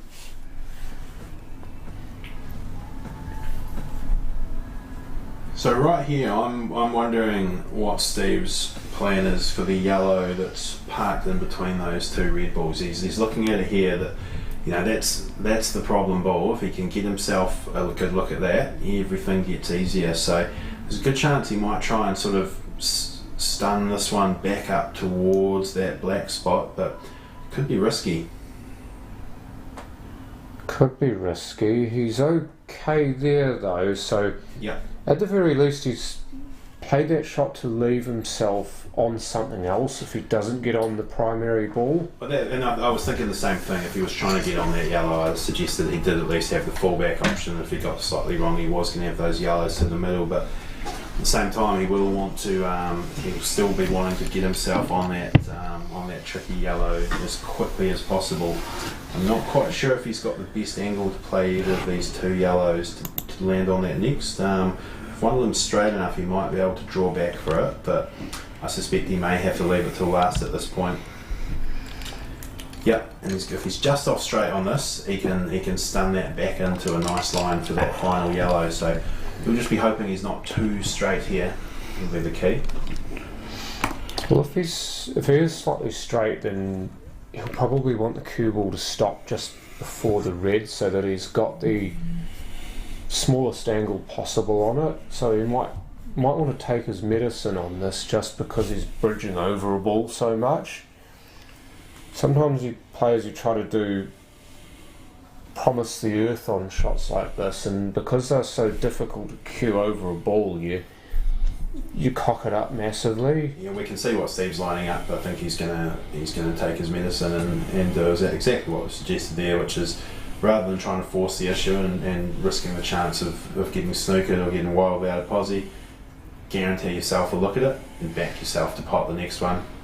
If this is just off straight, then he might just sort of punch it in as well and maybe hit that red even. Yeah, and that was what I thought at the start, was if he's got a hint of angle, he can just punch it over. He's played that beautifully. He's got the choice now. I mean, he can run through and pop that next red to leave himself a bit of space and hold the cue ball, or he can just stun it in as well. Or he can screw it back and take the black to the middle. Well, he was never going to have an issue with his killing screwing back, so that's a great option there from Steve. And he's confident enough to play it. That's a wonderful finish. Well done, Steve Denton. Yeah, good work there. He definitely had plenty of work to do. That yellow in the centre of those two reds that he played last, that posed a problem from the start, and it can be risky leaving it till last, because you're putting all your eggs in one basket at that point. You kind of, once you've potted 5 or 6, you have to finish from there. So well done, Steve, and hanging in there, closing up the gap again to 2. What it does though, I've found, is that if you leave that hard ball last, even though it's counterintuitive, it can make you focus that little bit more on your pos on everything else, because you have to be bang on for that last tough ball. It just steals you for that finish, because you know you have to have that same level of clinicality on every shot before it, if you know what I mean. I get the point. I still guarantee if Steve could have taken that ball earlier and left himself an easier one last, he would have taken the hit every day of the week. Oh, definitely, but knowing that he couldn't, he's just kind of swallowed it and decided, well, this is what I need to do, so I'm going to need to be that much better on everything else. It's another nice break from Steve. He's breaking well today. I like the break style. In my practice and experience, I've had relatively good success with screwing off the bottom rail as well. It does seem to be the the preferred break of a lot of top players globally as well. Always different ways you can go about it. You do see some guys will look to stun the cue ball more, but I think the screw break just promotes a better contact with the front ball and encourages a better split. So nicely done from Steve. Great chance on the yellows or reds here. They're all very open. So those are yellows. Well, yellows for me are the better set, not just because he's potted one, but just that red ball on the because right. they're all more open, aren't they? 100%. Might need to put a little bit on this to get past. Yeah, he would not want to be queuing over that red, and every shot gets a little bit trickier when your bridge hand's hampered, but shouldn't pose too many issues. So he'll look to dust up the two closest to the bottom rail first, and then work his way back down to the other end of the table. Trace of right, you reckon, on this? Just to get be a wee bit to the tricky right because of the yellow. yellow. The cue ball's going to want to square up quite a bit on contact. I think it's you actually have to hit it really, really well to get the cue ball over to the other side of the yellow. He would have wanted to be a fraction straighter on this. I think he does have just enough angle to work with, but he probably just would need to play it with a bit of high right. But yeah, he's obviously, I think there is a real risk if he tries to get around there, the cue ball will actually hit that yellow, so he might be taking his medicine, stay underneath it and play it to the middle instead. Just looking at what Baden's doing as well. He's on the reds. Oh yeah, so just like we said at the start, Back he was to able to get killing. through with it. Trace the top right. Wants to land on the red that's near the bulk line. He's done pretty well. Thing is, look at all the yellows in the way though. I'm just looking at Baden's game. You see the yellows that are there to perhaps get in the way of this cue ball, so he would have wanted to be straighter on that red near the bulk line. I feel like he'll probably try and play this Baden's game. He'll probably try and pop that. Yeah, I wonder if he's got that gap. Just needs to get out somewhere in the middle of the table. That needs to go, and it has. That's It's nice. a great shot. We got a little bit lucky he had that gap. So back to Steve. This is a key shot here. Get himself a good posse on the yellows at the other end of the table. Wow, Not he on hasn't this hit that occasion. good. Has not hit that good at all. He kind of let the arm go too much, didn't he? Because he needed that extra zizz on the cue. He And it's just, didn't stay tight on it. it's just back to having to. Anytime you're having to run through with top with the small cue ball, you've got to give it that little extra, and that's what calls the queuing into question a little bit. So he'll be disappointed with that one, Steve, because he was just starting to get a wee bit of momentum going. Now, a great chance for Des. I think he's just going to have to suck it up and take a slightly tricky pot on the red down the rail next. Personally, I think you take your medicine, you make that rail ball, and then everything gets a little bit easier from there. He'll just want a bit of angle. He'll stun this so that when he plays the rail ball, he doesn't leave the cue on the rail next. But no, he's going a different way about it. I'm curious to see how he does things. Maybe he wants to leave that more till last, that end of the table. Which is again counterintuitive, but the black's on in both corner pockets, so he doesn't need to worry so much about which side of the black he wants to be on. He just needs to make sure he gets there. So this will run up the rail. He'll be looking to play that rail off the rail ball now. Yeah, it's a really good angle. That's exactly where he wants to be, just off straight. So now he doesn't have to screw this too much. He just needs to hit a well-timed shot, low cue ball, and it just stuns out a wee bit.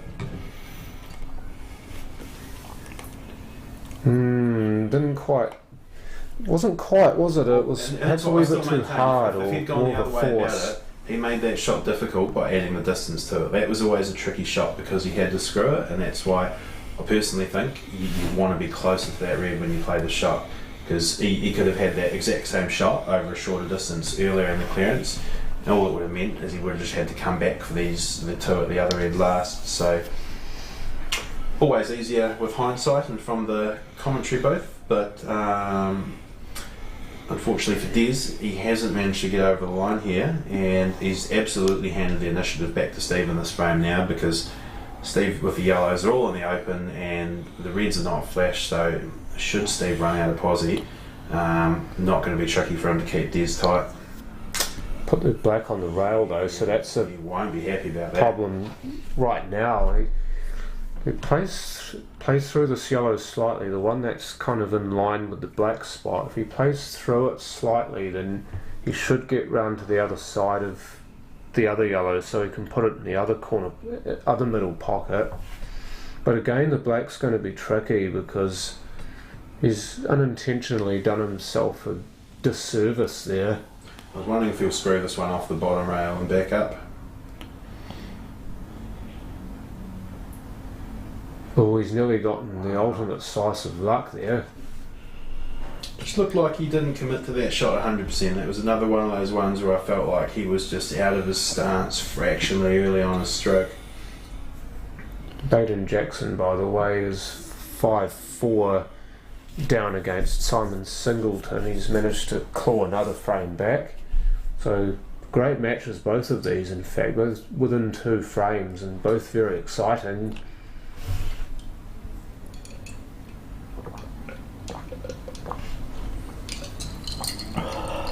Does that red cover that yellow completely? I'm looking at the yellow that's next to the bulk line. I think Steve may be able to just sneak that in there. I think it does pass that red. It's sort of shot that, you know, it just depends how much you need to work the cue ball off it. You know, the second you have to start giving it a wee bit more pace, it gets a little bit trickier. If you've only got to float it in, that half pocket doesn't look so scary. You can afford to catch a little bit of the jaw and slide it in, but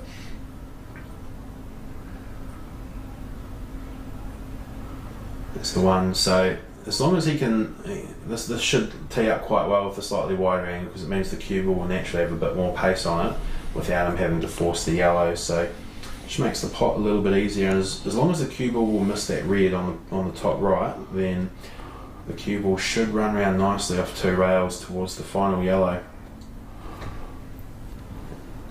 Well, that depends on, does he want to play it that way, or does he want to play it to sit it there? The thing about sitting it there is that invites a potential snooker, but it also puts a lot of doubt in Dez's head if he just sits it there. Screw this one, so he's going to just go 1 rail and out the side. Careful! Oh. There was more on than we thought. Mike, he actually potted that clean as a whistle with all that side and the pace. So it was a nice shot from Steve. Looks like he might be slightly too far off straight to screw back for that black, so I suspect he's going to have to kind of run. He can just screw back by the looks. Might even screw back into the black here. A double. Get away from the rail. That's no good, that, because you need to be able to play low on the cue ball to keep the white out of the way and double kiss. The fact the cue balls was smaller might help it avoid the double kiss, but it's going to be dicey whether that black still goes. Oh, the double's definitely on. It's just the execution. Oh no! Bang, and she goes. What were we even worried about? Well, he rode his luck a wee bit there, Steve. He made that finish harder than he needed to, but he's managed to get it over the line, and so Des, who's been leading all match, and it's usually been between 2 and 3 frames, Steve's managed to close the deficit up to back to 1 frame for the first time in the match. So if he's starting to hit some momentum at the right time here, he might just be starting to fancy his chances more and more. And I guarantee that comeback from 7-5 down to 1-8-7 against Adam in the last match, with that fresh in his memory, that will absolutely help him here. I was just about to mention that. He's done it before today. See if he can do it again. Lost the cue ball on the break again there. It just makes these so much tougher again, you know, like, okay, there's a couple of clusters and stuff, but if you've got a cue ball in the centre of the table here, you're really liking this rack a lot more.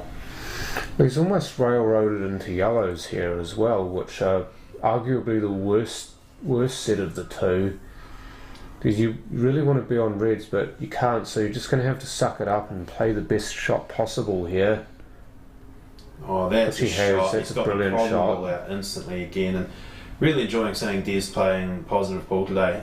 It's what served him well this whole tournament, and yep, when you play that way, if you're a fraction off, you will hand your opponents the odd opportunity here and there, but when you execute it well, you clean up the table before your opponent can get on, and there's nothing anyone can do about that. So Des has opened it up and given himself a great chance, can he keep his composure and execute this time to get himself on the hill? I don't mind this. Looks like a harder shot, but the way Des is seeing them, they're not so difficult. And that was the only other real problem ball, really, is that one there. And he's got them both early. It's just, I think the only thing left now is just this yellow down the bottom of the table near the black. You just got to make sure you give yourself a good look at that. You don't want to be leaving that till last and accidentally getting a wee bit fine on it or a wee bit close to it. So I think as long as he covers that one well, can't see anything stopping him here.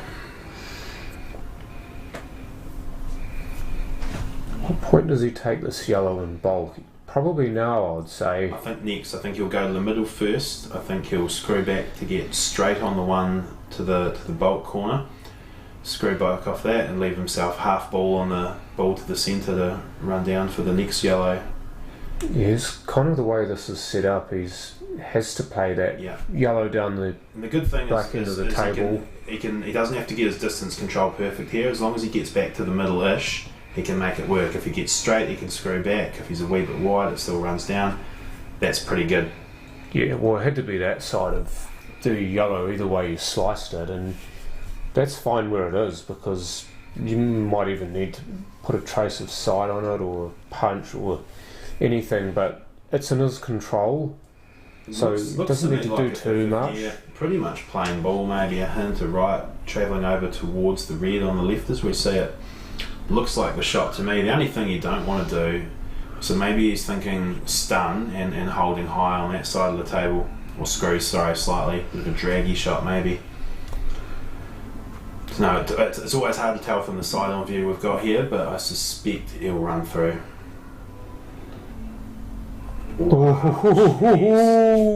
That was hairy. I wonder if he deliberately tried to play it off that red, because then he would cut it more and it's more natural. He doesn't have to put side on it. Yeah. Well done, Des. I thought he'd missed that second to the last ball, I really did, but it's he's got the weight perfect and it's just hung on and dropped in that middle. And big frame, 7-5. Huge for Des there. Like I say, Steve have been getting back into the match, getting a bit of momentum, closing the gap up, and Des will have just been starting to feel the heat a wee bit, so I'm sure that'll settle him down, getting onto the hill with a 2-frame buffer. But like we just said, not 1.5, 2 hours ago, Steve Genton was in exactly this position against Adam Shaw and was very clinical and managed to take the match out 8-7, so he knows he can do it from here. And he's been ahead the whole game, but one thing that he has done very well is he's very quickly put a plaster on the bleeding. Whenever Steve's gotten a frame or a couple of frames on him, Des has been quick to just clamp it again to stop Steve from getting a massive roll on and overtaking him. For me, it was the opening shot Des played in that frame that made it. He didn't have the best starting position, he didn't have a great initial starter, and he took on both a tough pot and managed to develop the one problem ball on yellows instantly and opened the frame up from there. So good positive intent was rewarded. As it generally is in this game, it's a positive player's game, really, isn't it? That's what wins you tournaments, I've found, in all codes. Positive play. Yeah, I think conservative play will probably get you, deepish in tournaments consistently, but it's pretty rare taking a conservative approach will win you the big ones. So nice work from Des. I just wonder, without actually seeing any of the game, I just wonder if that's where Dean Garnett might have been tripped up, because Dean Garnett's more of a conservative type player, and you face somebody else who's willing to take it to you. Sometimes you can't get those claws in to really stop them from getting away. I mean, I know Dean can pot really well too, but I was watching him play yesterday. He had a much more conservative style of game, so if he was wanting to do that against trying to think of who he played, I think it was Des, but whoever he played was able to just get away on him and stop him in the quarter this morning. Yes. Yeah. And I think he's got out to a good lead early again, like he's done in several of his matches. So I just wonder whether the red that's on the other side of the corner pocket, the middle pocket there, I reckon he'll take that now and try to skinny, defend. that runs down to the bulk rail, doesn't it? And I think that red will slide inside the yellow almost. So, skill shot. We love it. I really would love to, in the commentary booth here, have a sound sample from a skill saw. So that anytime someone plays a skill shot, we can just get that. Would be fantastic. That would be a dream. A live skill saw in the room beside the table would be one step better, but you could argue that's probably a little bit distracting for the players. So keep it in here. I'd settle for the sound effects on the commentary booth in the stream. Let us know what you guys think. If you guys want to hear the skill saw, let us know. Oh, that's a fantastic follow-up as well. Look at this. Yeah, Steve, he's not phased that Des is on the hill. He's got a chance and he's going about his work. He's played the skill shot to give himself a chance, so he ain't scared, that's for sure. Get the ball into the middle here and possibly screw if he wants to, but not too far. He doesn't... Or off the rail. He's got to the ball here. Wanted to get over onto that red on the right side next. It would have been easier to leave himself the other red, but that would have made the finish that little bit trickier. So I think here he'll probably just run through a wee bit, just bounce the cue ball off the right side rail. He should leave himself a nice half ball red to run one rail out to the centre of the table. A little bit straight. Well, this should be fine though. It's just a punch screw shot, isn't it? He can screw straight back. He can sort of stun with a bit of right. He can do whatever he wants, and he can get himself on that black. So looks like he's going for the stun. Oh, he's gone close to that black. He's gone too wide, hasn't he? Too much stun and not enough run. And again, it comes down to the shot before it. You know, if he'd taken a wee bit more care on the second to last ball and made sure he got the cue ball a little bit further forward, the finish becomes routine. And yeah, wow, he's just made it. He's made a meal of it. Well, he's made an absolute meal of it, hasn't he? And you wouldn't think it's possible, but you've seen it time and again from even the best players. They're not immune. And it's easy when you're watching on the stream and on the telly to forget the pressure these guys are under out there. You know, I know I've said it several times, but the fact that these guys are playing for not just the national title but good money and the ranking points, the New Zealand team spots. I mean, there's a lot riding on these matches out there, and you might not be consciously thinking about it all the time, but it's in the back of your mind and it's hard to escape. Just looking at any sort of shots he's got, I mean, one of them is to come off the rail and try to kick the black into the opposite corner. You've got to try and pot this. You've got to try and pot this, because if you don't, Des has got full control of the frame from here. So you can keep this tight if you want, but you know, it's the match is in Des's hands from here.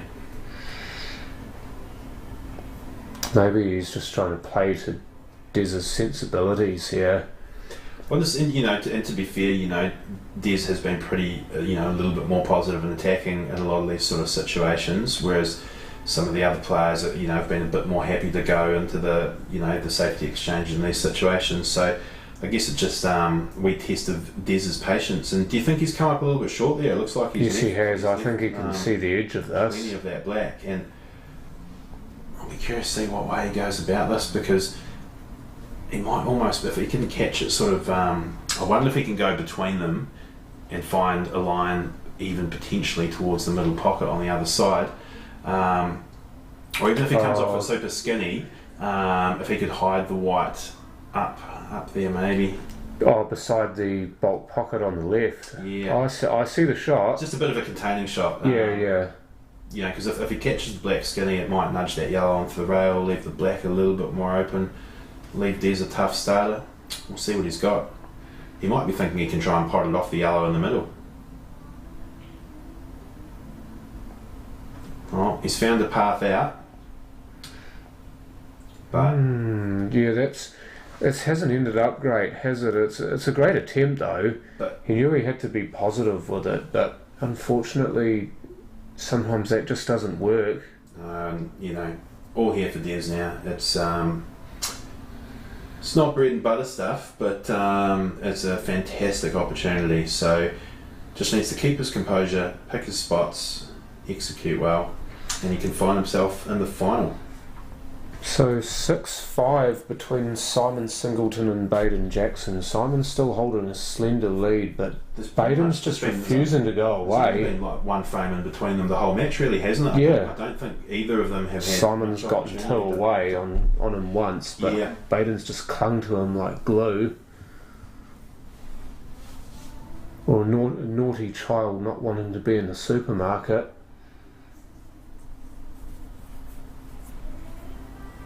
Yeah, shot Des.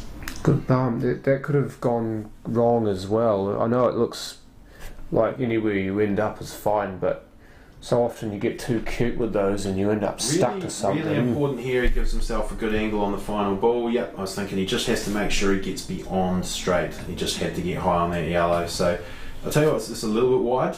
This pupil's going to want to run a little bit. I'll be curious to see if he sort of drag screws it into the right hand rail or if he just floats it in. That's it. He's caught it a bit full trying to hold the white. He was trying to cheat the pocket a little bit to slow the cue ball down. I'm not sure if Steve can squeeze that black inside the yellow. Marker's double. I mean, you're putting all your eggs in one basket. You are on the 2-rail double. Or we could play the snooker, but it has to be bang on, doesn't it? It's not a hard escape, and the escape as well. Like Des will just have to go up and down, and if he pops the yellow, he's got to look at the black. So. Really interesting option for Steve here. Does he take his chances and play the safety and hope that Des doesn't finish, or does he chance his arm at a 2-rail double? There's a tiny gap between the black and the rail. I don't want if he can just wedge it in there and hope for a bit of good fortune, maybe. If he can wedge it in there as tight to the black as possible, that would be the hardest escape possible. If he's looking for a snooker. If he's not, then I don't think this is on behind the yellow, or at least it shouldn't be. Then the attacking shot would be the marker's double into the centre pocket right of your screen.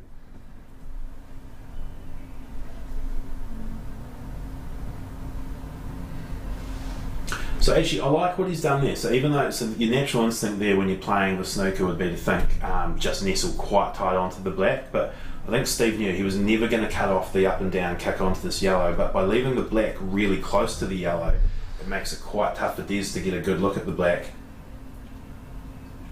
Oh, I tell you what, it's on now. And so I think Des, he recognised he had to go hard at that, so that if he did miss, he wasn't going to leave a straightforward black, and also if he did make it, he didn't want to leave the white nestled against the black. So that's why Des has played that with a lot more pace. And he's left Steve a shot at the black here, but it is not an easy shot. And Steve will know this is do or die. If he takes on this pot, it's you either make it and you win, or you miss it, and it's game over. There's no safeties here. There's no hiding. I don't think there's a safety anyway. No, he's going to have to play it. It's just the way he plays. You've got to back yourself to make these balls in these situations. There's no other way. Must have it.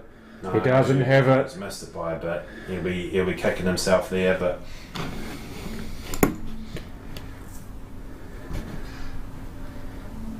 so it's a relief for Des. You love in these situations just to have a straightforward finish with 2 balls over bags, nothing to stress about. And there you have it, a well-deserved 8-5 victory for Des Wilcox over Steve Denton. Got some bonus pole as well, look at this. So what a game this has been, just taking wee looks at it in between the other game, but Baden Jackson, Simon Singleton, they're just ding-dong, aren't they? Yeah, and so just one for our final congratulations to Des, first player into the final of the Nationals for the Superleague. It's his first time in that event in the final, so congratulations to Des, commiserations to Steve.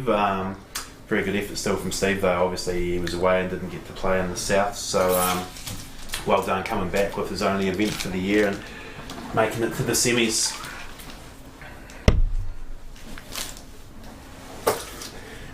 Dodgy!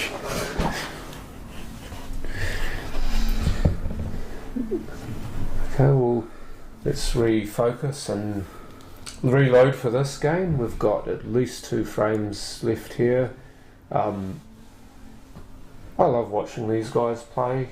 I love watching them all play, but today are fantastic. these two, because they're so damn intense. Yeah. They just want it so much. But Simon's been getting so much, and Hayden's been successful as well, but maybe not as much as he would like, and he's just so damn hard on himself. Can he get through to the final in this? And imagine a Des versus Baden final. Yeah, especially given that they've already played each other in this event, and I know they had a good run in the North Islands as well. So that's the reality. A lot of these guys are going deep in a lot of tournaments, and they're playing each other in critical matches a lot of the time. So there's a rivalry between all these boys at this point. But then you've got the potential of Simon versus Des, and it was a great Southern knockout, wasn't it? I like the intent of that shot. Sorry, John, but he might have almost snooked himself, has he? Really touch and go, so he's played a good pot to the middle to screw back off the rail into the bunch to try and open the yellows, and it could even be with that template still being there, that could have been the difference between that yellow rolling a few mil further. So can he still see that yellow to the top corner? I think he can. He's just looking at angles or little permutations within that triangle there. Maybe he can't see it, so he's almost queuing. Might be that he might just want to keep it up his sleeve as a worker. When you've got balls and clusters, it's good to have options to work with on your subsequent future visits. So he may even just be thinking, let's just nestle down on this yellow at this end and keep some options. Right, because I'd hate to be the ref out there who's got to try and remove that template. Yeah, no, that's just a losing proposition. I just need to suck it up and keep it there until you move a few more balls.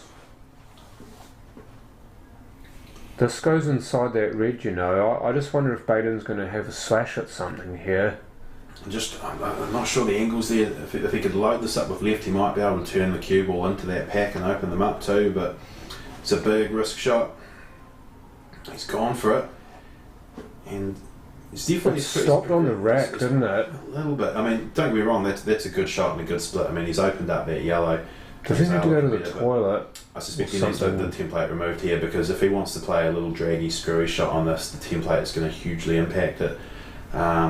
But that's going to be a nightmare to get that one off the table. So quite happy that for a change I'm in the commentary booth and not in the room. I suspect if I was up there, they would be calling me. They're asking you to do it with your dainty fingers. I've delegated Adam Shaw for refereeing duties in there if he's around. Hopefully he's up for it. There's a few of the boys in there, they'll be able to sort it between them. But I love the fact that they're laughing about it though. It's a serious game, but they're able to laugh with each other about it. But you kind of need 2 ball markers, because they're going to need to get the red and the yellow, the low off to move them. But I feel like they may still have to suck it up and play the shot without moving the template. It's going to be near impossible to actually get the balls back exactly where they are. Well, this is just going to give more fuel to the people who don't like the shark rack, isn't it? But unfortunately for them, the positives outweigh the negatives. This is the only time when it's really a negative, and you're going to get the odd situation like this where it could impact the shot. But we touched on earlier, for the majority of the time it's promoting a bit more attacking positive play. Neil Wally coming over. It's got to be good. So Neil Wally coming over, maybe they might be asking him to help. No, I think it looks like he's just going to box on from here. When is the New Zealand team picked for Melbourne? Gaza Hales just asked you. I think you're better off than I am to answer that. Absolutely. So that's a good question, Gary, and a lot of people are going to be asking about that very, very quickly. So the first thing we're going to do is tomorrow, once this is all done, I'll be updating the ranking list, and we'll be posting the finalised ranking list tomorrow evening. So what we've stated previously is that we'll be selecting a 6-man team and a reserve. The top 4 spots on the ranking list will be guaranteed team selections, and then we'll be looking at the ranking list for the next 2 spots and discussing that as a committee for the final 2 spots. So there is a good chance we will pick the whole team from the top spots on the ranking list. We just need to discuss that. And the other factor though is, it's not quite as simple as just selecting the players. We do actually need to make sure. You got a big slice of luck there. That is outrageous. Potted the red and the yellow crept in as well. Oh, and he's got an angle to get to that last one on the rail. He tried to fine cut the yellow into the corner pocket bottom left of your screen, the one that was next to the black on the shark rack. He actually undercut it by a mile and still ended up potting it somewhere else. Oh, get away from the reds! Oh. And that fortunate break. He's had a bad break instantly, straight after it. So, a bit of instant karma there, unfortunately, for Baden.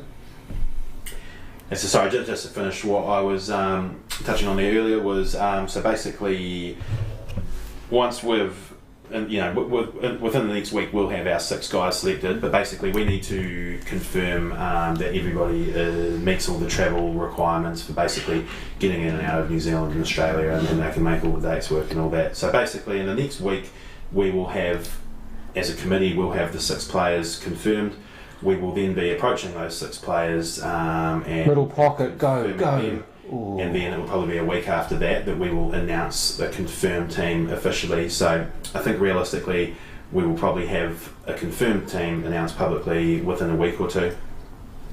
Sorry Mike, I was just excited. I thought that was going in the middle pocket for a moment.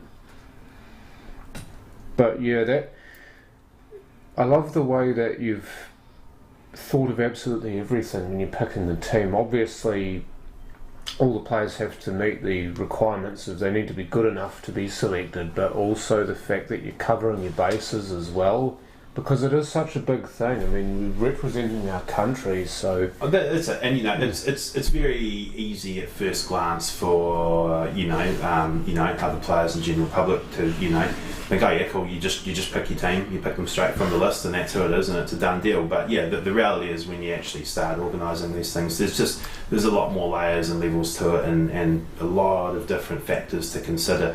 So that's the whole reason why we have those couple of wildcard spots, is just to make sure we've covered ourselves for all the different permutations of things that could impact the team and the travel, because obviously it's our first time doing this sort of stuff as well. So the short of it is we'll be sitting down in the next week to, as a committee, nail the 6 guys we want in the team, and then hopefully it'll only take another week to get them all confirmed and locked in before we can announce it publicly. So very exciting times. I know everybody's going to be itching to find out who's in the mix for that, so I can't wait to see as well.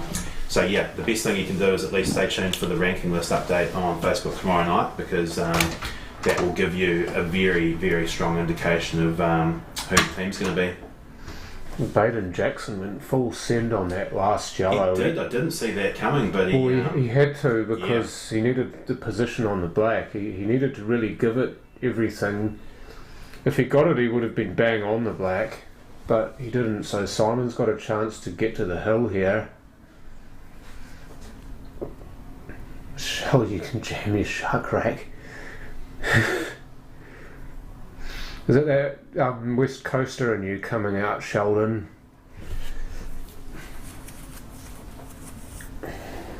Picking a G team. No, they're not. That you're asking for yourself, Terry. Please be honest.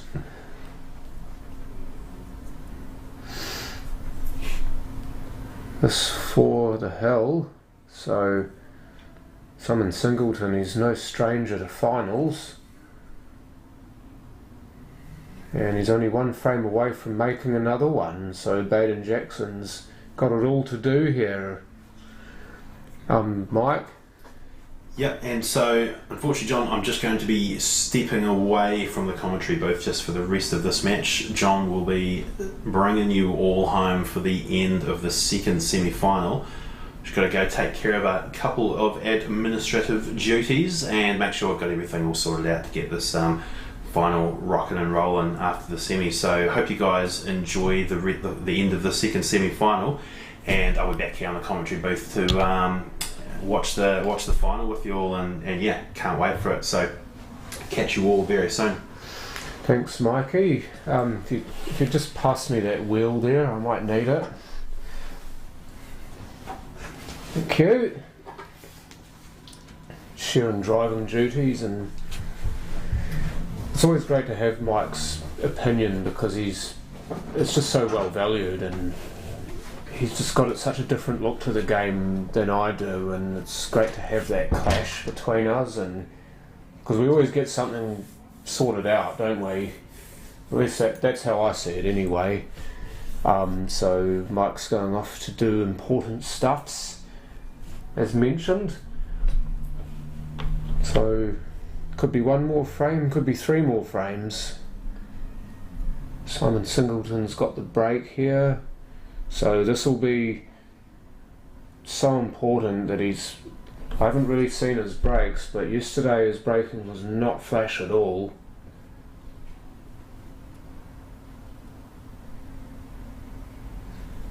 Looks like he's going for the softer break here. Yeah, he did, and look how horribly those have split. He's just looking at the shark rack. I don't blame the rack, Simon. That was just a poor break. Way to drag me down, John. Wasn't attempting to, Terry. I was just making a point.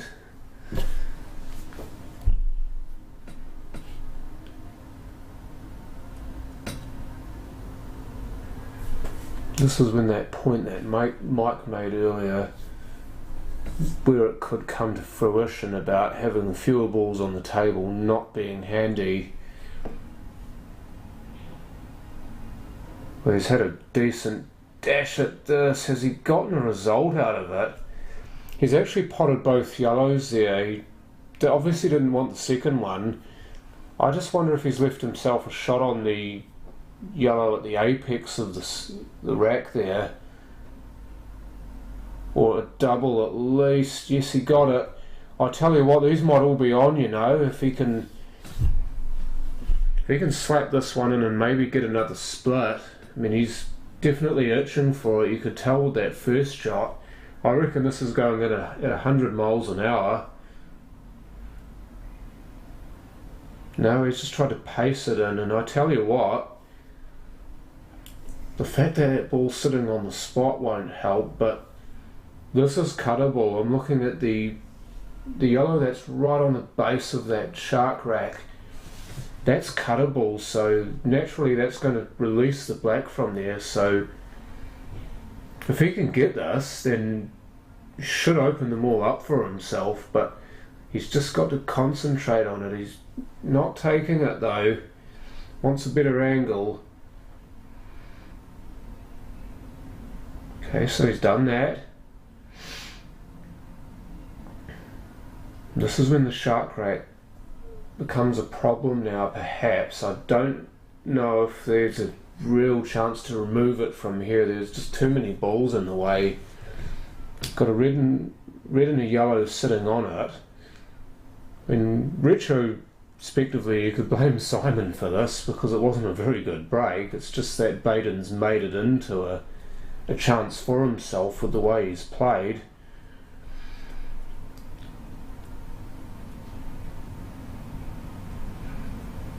The big problem for Baden here is that all this time taken to figure out if the shark rack can be removed is detracting away from his flow, because he's got a destructive flow going with this one, and he's got his full shot maker out, and he doesn't really want to have to slow that down.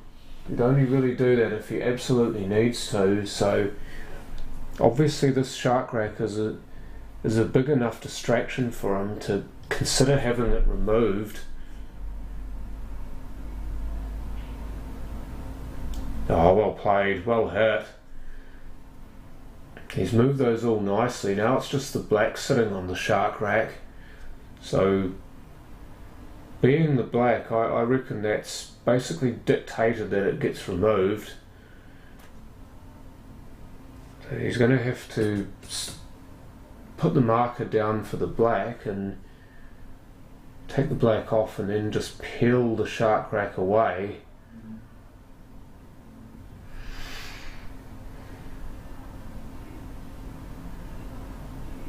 Oh, here we go. So it does fit in there, so it fits in that way. If you try to fit it in the other way, but I think part of that template was still sitting on the rack. He's actually unfortunately moved that little template that's supposed to be sitting there for the black, so he's asked Neil Wally to put a finger on it so that it doesn't move again. You're wondering why the players are making such a big deal out of this. Well, I've seen it a number of times how the shark racks actually affected the travel path of the balls, or even the contact that they get on a specific ball can be hampered because it sort of slid off the shark rack and hit the object ball at the same time. No, usually it doesn't, Michael. It's usually great, but unfortunately if you don't get a good split off the break, that can be the only time where the shark rack can be a big negative. Other than this situation here, the shark rack's a great positive for the game. So again, Neil Wally just trying to hold that ball template down so that Shaden can respot the cue ball.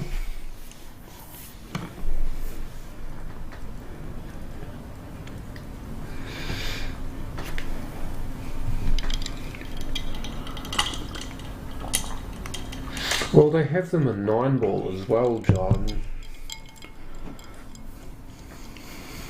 So just using the red to hold position for the black.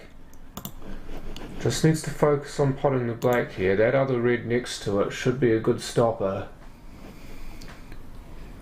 Down it goes. That's a brilliant frame from Baden Jackson. Simon would have broken that frame the way that he did to stop Baden from being able to clear it like that. But Baden's just gone all Hulk on it and destroyed it to bits. So 7-6 now Simon leads, but I tell you what, Baden will be feeling mightily pleased about that.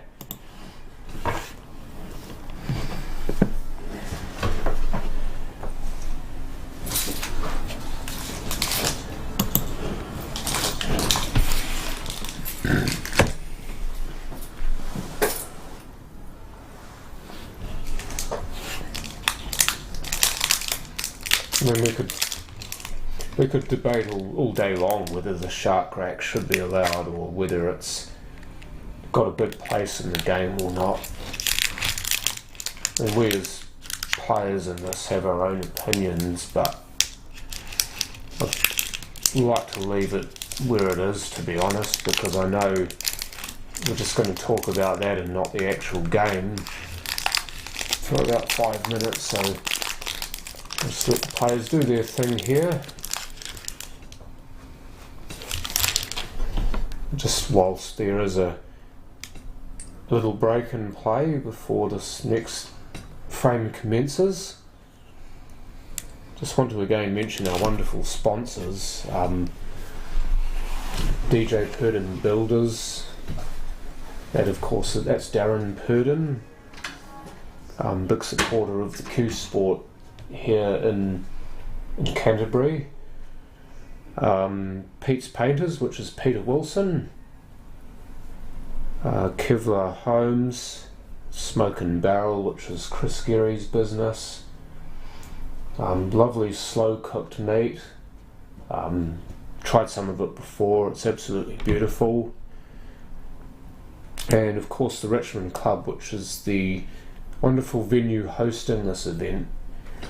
Also a quick shout out to the juniors, the Canterbury juniors being played concurrently with this but in a different room. So Shaden McKenzie, who was playing in this event but was eliminated yesterday, has gone to play in the juniors today. So we wish Shaden and all the other juniors the best of luck, and they are the future of our sport, so get in behind them and give them the love they deserve.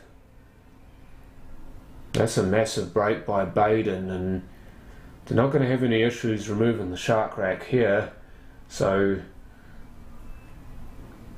yeah, you're looking at the sets here and which one is the better set, and you'd have to lean towards the reds here. I mean, you've got an easy one in the middle to start with, which is always helpful, but I don't think those two yellows next to each other go. The red that's next to them also doesn't go, but as with anything, you've got opportunities to promote them, and on balance the reds are just more open than the yellows, and for a player with free flow like Baden is in at the moment, he'll want to just continue doing what he's doing.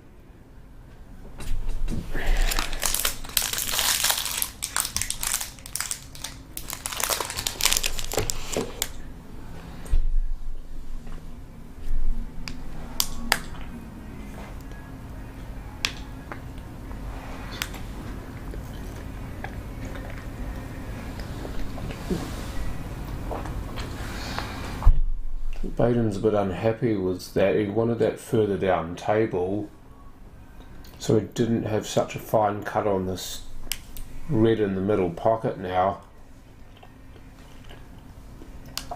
Looks like he's going to run into the 8 here.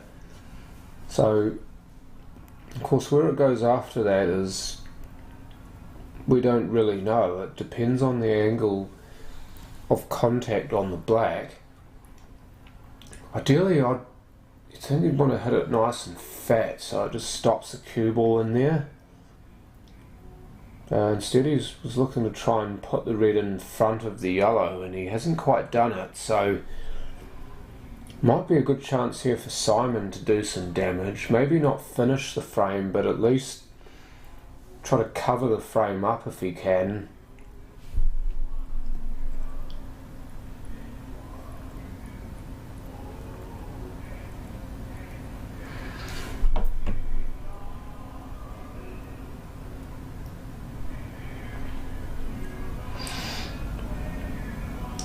Well, if you put your baked beans in the microwave still in the tin, then it'd fizzle out, Sheldon.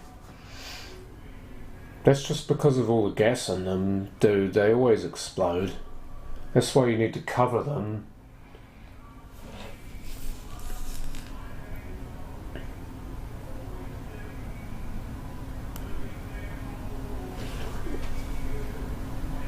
So Simon looking at the two yellows in bulk here. None of those other ones look like they're on. He could very well play for a snooker here to get behind those two yellows that are next to each other. If he can hide right in there, which he's done okay. He was probably hoping to leave that yellow that he played sitting right on that red so they were both snookered. But those two reds on the left hand side of the table, down table. Oh, that's just uglier for Baden. That's not worked at all. I think he was just trying to get a result of some sorts in that top right corner that you can see, but the reds ended up going the wrong side of the yellows here, so there'll be a bit less pressure on Simon here. He can just tighten the screws.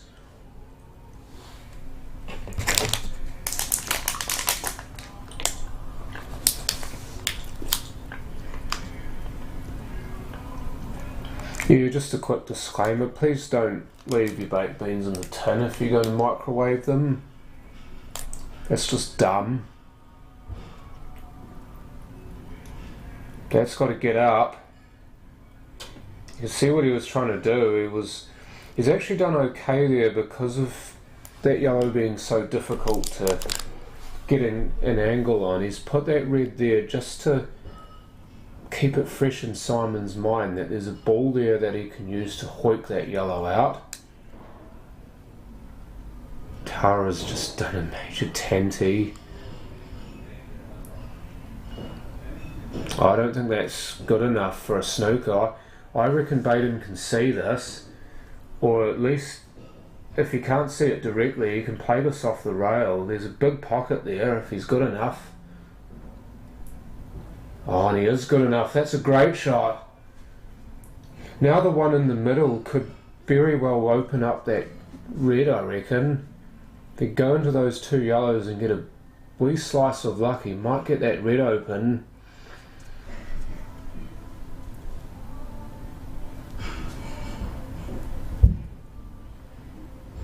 Are you sitting there with her, John? Can you confirm that?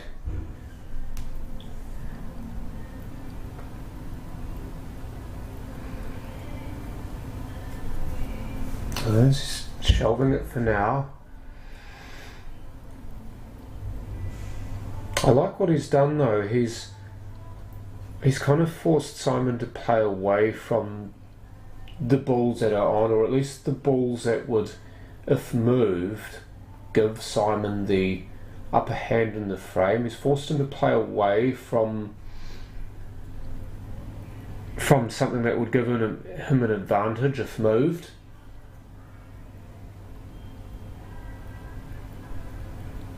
He's tried to just chip away there and leave the cue ball down there. Ideally he wanted the cue ball right behind that yellow next to it, but that's not too bad.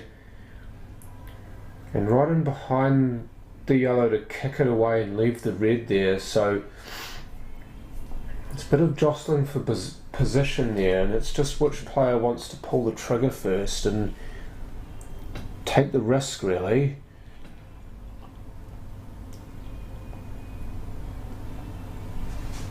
I just wonder if I can see a shot here that Simon may play. May play off the rail first, going towards that yellow top right of your screen, and clip the yellow as it's going past and end up nestling behind the other one in bulk.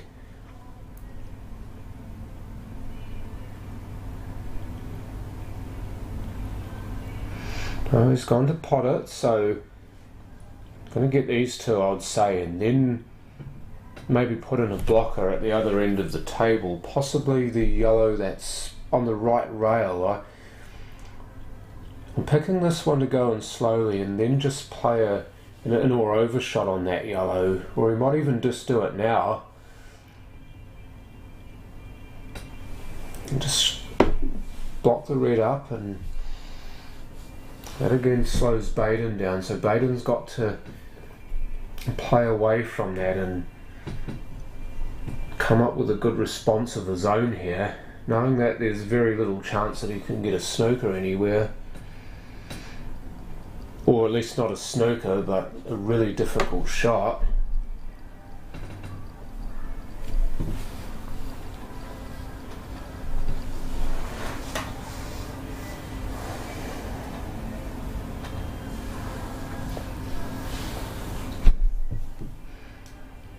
Try to put the cue ball in behind these two yellows here, or perhaps up and behind the red. It's what he was looking at, the red that was next to the black. I think that's, he had a thought of doing that.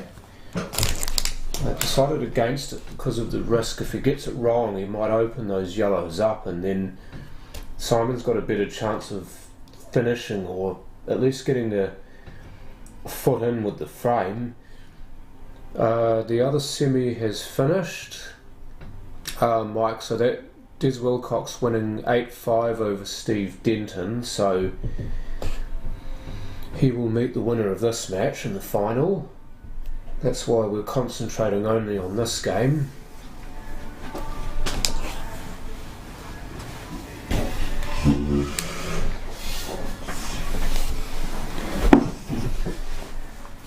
Oh, took the risk. Look at this shot. Played the cannon and played it beautifully. I just wonder if Simon's going to go for the cut down this end of the table that he's looking at, the bulk end of the table. If he's going to try to cut this in and then work away at this black spot end, or whether he's going to take another slight risk and maybe fine cut that yellow beneath the black spot to go towards the yellow and the red there. He's got a few options. He's also got the one on the left hand side of the table that he can cut. All of those involve some form of risk or other, and whether Simon really wants to take it on.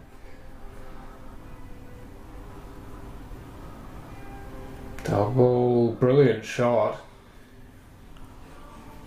I just wonder whether he might double this one as well and either nestle it down by that bottom right pocket, or whether he wants to even go for the pot. I don't think the pot's the right option if he's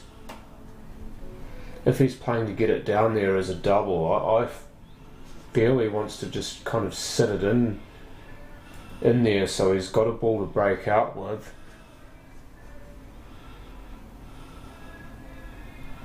He's hit the jaw and it's come out, so Baden's going to have a look at having a go at this. Obviously this one first, and then if he can get sort of bottom left corner of the table, he can have a go at that red on the bulk on the head rail there. I reckon for sure that goes off the yellow. So this is coming back okay for it. Doesn't need to worry about being stuck down there because of the angle, so he can go full balls out at this. This could be a very important shot in this frame. I reckon this is potentially the frame ball for Baden here if he makes it.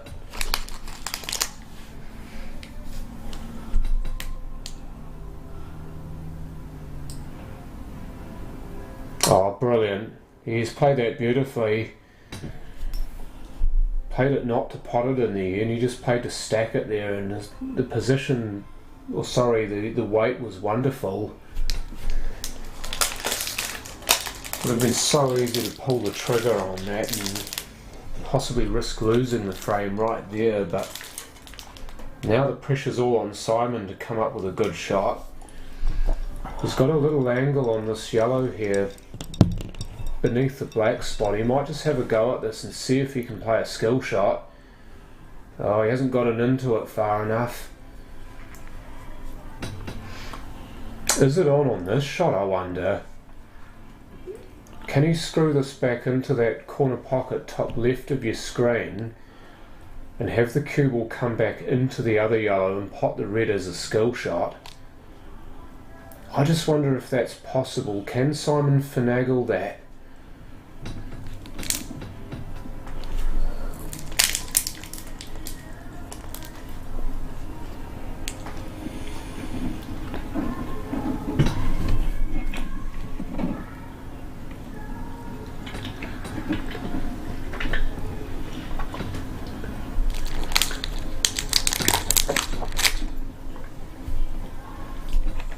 Quite possible that the angle just simply isn't there for the shot, and Simon's looking for any other shot that he can play.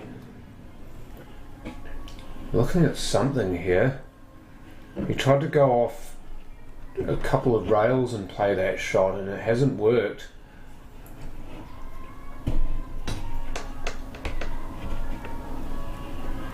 Now, what do you do here?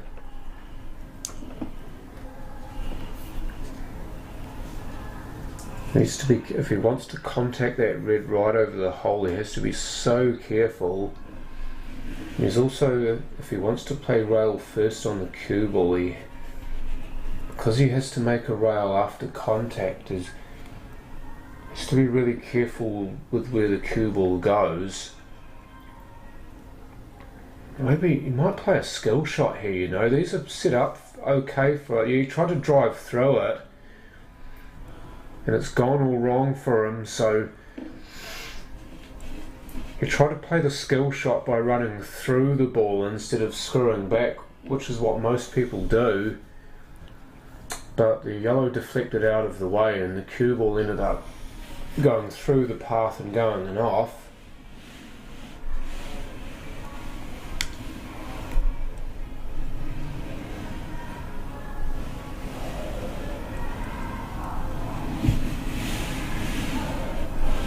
I was just looking at the shot on replay that, so the yellow spat off to the left instead of following straight through.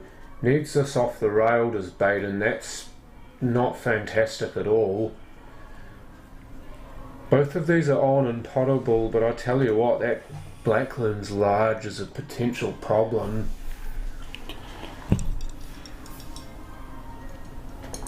He's just going to feather this in just to roll past the black. This is where he's got to get his thinking cap on and really load up that shot making potential that he's got.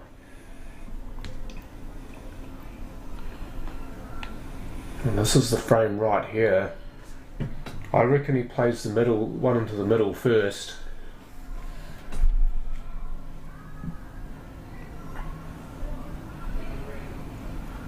Oh, he's punched it in. Don't get behind the black. Oh, he's gotten behind the black. Would you believe it?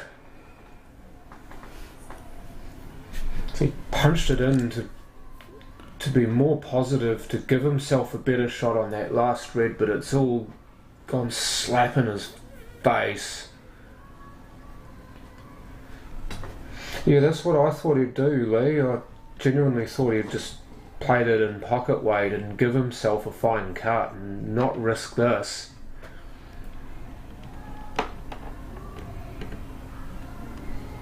Well, question 2 is this touching, because he has to play away from it. I don't think it really matters at this point.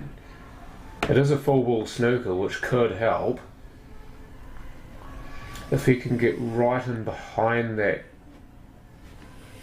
if he can just touch the red, he doesn't need to touch a rail after the red. If he can get right in behind the red and just touch it and leave a snooker, if he's got the room to do it.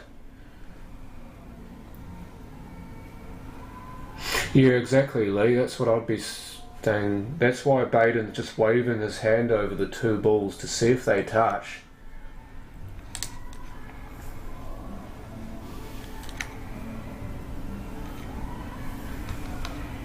Because if these don't touch, then that snooker is definitely on. You see, that's where he wants the cue ball, right there. Just needs to hit it hard enough to touch the red off that second rail. But it looks on from here, Lee, but we're not there, unfortunately.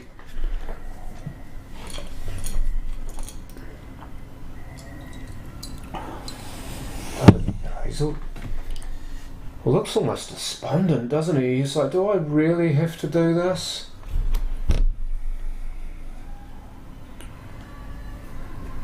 I've seen the more he looks at it, the less, the more despondent he looks. It's almost as if he's trying to use the principle. The more you look at it, the more on the shot is, and often that's what happens. But I don't think that's the way it is on this occasion. He must get a snooker here, though. He absolutely must get a snooker.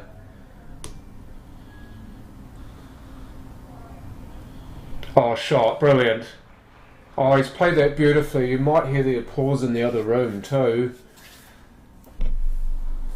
Exactly what he needed.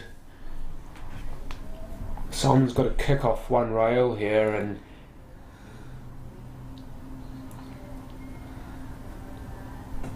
just wonder what he's doing there with his cue. And so I think he's just trying to work out using the diamonds where he needs the cue ball to come off here. This is definitely potable. He's given it his best go, and I tell you what, look at where the cue balls ended up. That gets an applause as well, so great shot from Simon straight back.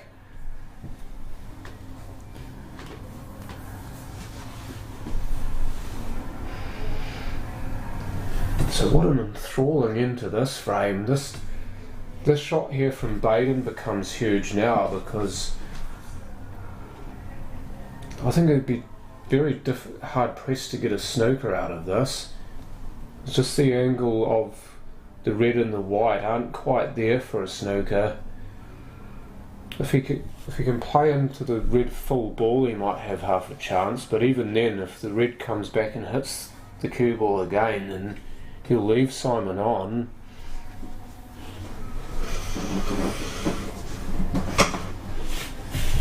Oh, that's your own fault, Sheldon.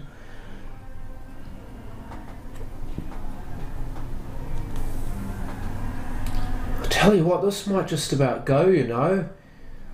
Oh, that's a brilliant shot. He hasn't potted it, but now the pressure's all on Simon to pot this. Is he good enough? This has to go, otherwise you'd have to think Baden will win this game. He's throwing it all down to Simon. Are you good enough? Make this one pot for the final, or watch me do it for you. Not eating any chips, Sheldon. I'm actually eating I'm eating a bar at the moment, a chocolate bar. Here we go. Here we go.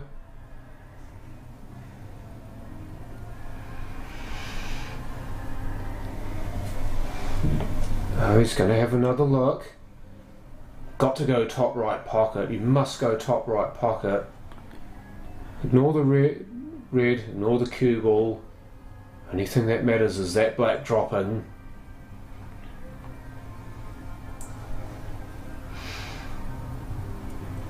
No, he's missed it by a long way. He's missed it by an absolute mile, and Baden leaps out of his chair. Don't be too quick on it, Baden. Make sure you get across table. Make sure of it. There you go. There you go, and now just this one to make it hill. And yes, he's done it. He's done it. What a great recovery after snookering himself. And we will play another frame. You will get bonus pool in the semi-final. It's 7 frames apiece.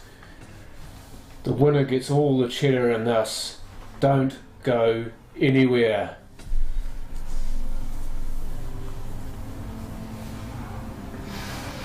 Not a good time to need the toilet. Fuck me.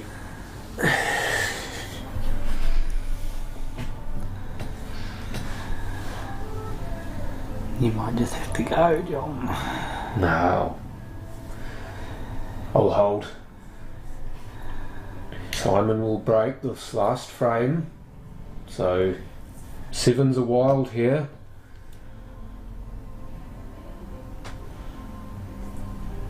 At what price? Harder break this time from Simon. The soft break didn't work last time because Baden just ran through it like a freight train.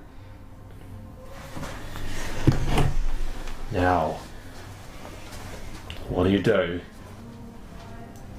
You just, for me, you've just got to hit them and trust that you'll get a ball in. Trust that your cue ball's going to go up and down. It's exactly what we want, Steve.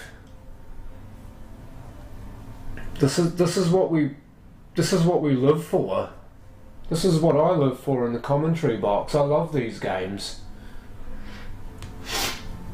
These games especially, with just how special they are and how much interest they create. 2 of the very best in the country, 7 each race to 8, and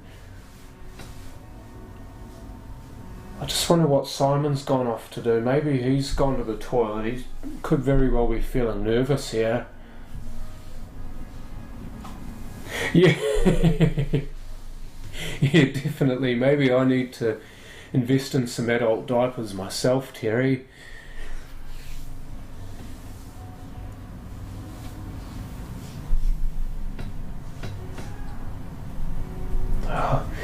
him going away and doing what he needs to do. They've come back and shaken hands, so maybe it was Baden that needed a little rest stop. So here we go. 15th and final frame, Simon to break. Good luck, boys. It's been an absolutely brilliant match. May the best player win it. And what do you know? It's a dry break. It's a dry break, would you believe it? This time he hit it so much better than the last break. He actually played for the spread to pot a ball, but it's gone dry. Yellows, you'd have to think for your life. Surely the yellows.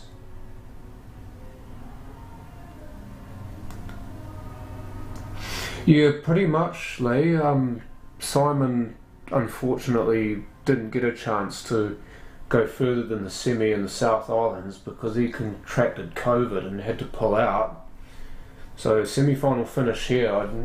Whether or not that would be enough to make the New Zealand team is up for debate. I would imagine though he'd have to get one of the wild card spots, surely. I mean, for me, he's too good a player not to be in our national team, even if he only goes semi-semi in these competitions. Needs that to slow down for the plant, and it has, so does not want to involve the red in this shot. If he touches the red, then I don't think this plant goes, but if he can miss the red and just touch the yellow in, which he has done, and now to play that yellow that he's just sat there, and ideally miss the red so he can get down table and resume his work on these yellows that are down at the black end of the table. If he can even go across table in between this red next to the yellow and the red in the middle of the table, he might give himself a shot on those two yellows at the right hand side of the shark rack. Those are the two problems there. If he can get to those early, he might even leave one of them for last. If he can't get to them here, then he might just play this yellow that's next to the yellow that's on the rail to the left of your screen. He might just play this next and then give himself a shot on those two that are next to each other. Oh, played through it. He's actually cued that quite beautifully. I just wonder what sort of line he's got on this one to the middle. I think Adam's just come over to see if the shark rack can be removed, because that could very well impact this shot. So I hope you've read that comment that Paul's just written. Very important. So the final will be on a different stream to this particular game, and we will have a half an hour gap between this match's conclusion and the final, which would be fantastic for the players, just to give them a chance to refresh, do what they need to do. You did right, John. This is the ball. This is the one. He needs to give himself ideally a shot on, I would say, the yellow next to it. Actually, I think the yellow next to it goes past that red bottom right pocket, so it'll be the one that only goes in one pocket, which is the yellow on the left of your screen. That's the big one. But this is the shot to set it up. Got it. So, okay, maybe it is the one right of your screen. Don't think the one on the left's on, so it's the one on the right. Can he come off the bottom rail and come up far enough to leave that on for a cut?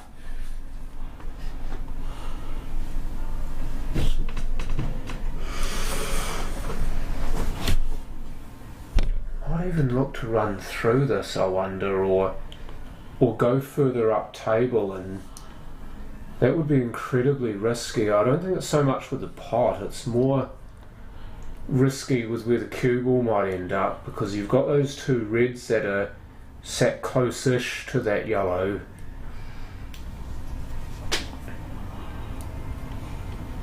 So he's got the pot, the position's brilliant. Now he's got to get back out for the black here. The black only really goes in the middle pockets. I don't think it passes that red into the corner. Baden's just shaking his head. So this cut here now, I just wonder if he's going to try and aim for a little hit off this red here. No, he's aimed for the black, so he's kicked the black out. He hasn't really left it on anywhere though. Well, not anywhere easy. He's going to need to double this. I don't think it was on Lee. He looked at it and he shook his head. So this is a double either into the left, the corner pocket bottom left, or the middle pocket bottom right. It looks like it's the left. It's the double left. Oh, he's gone for the cut.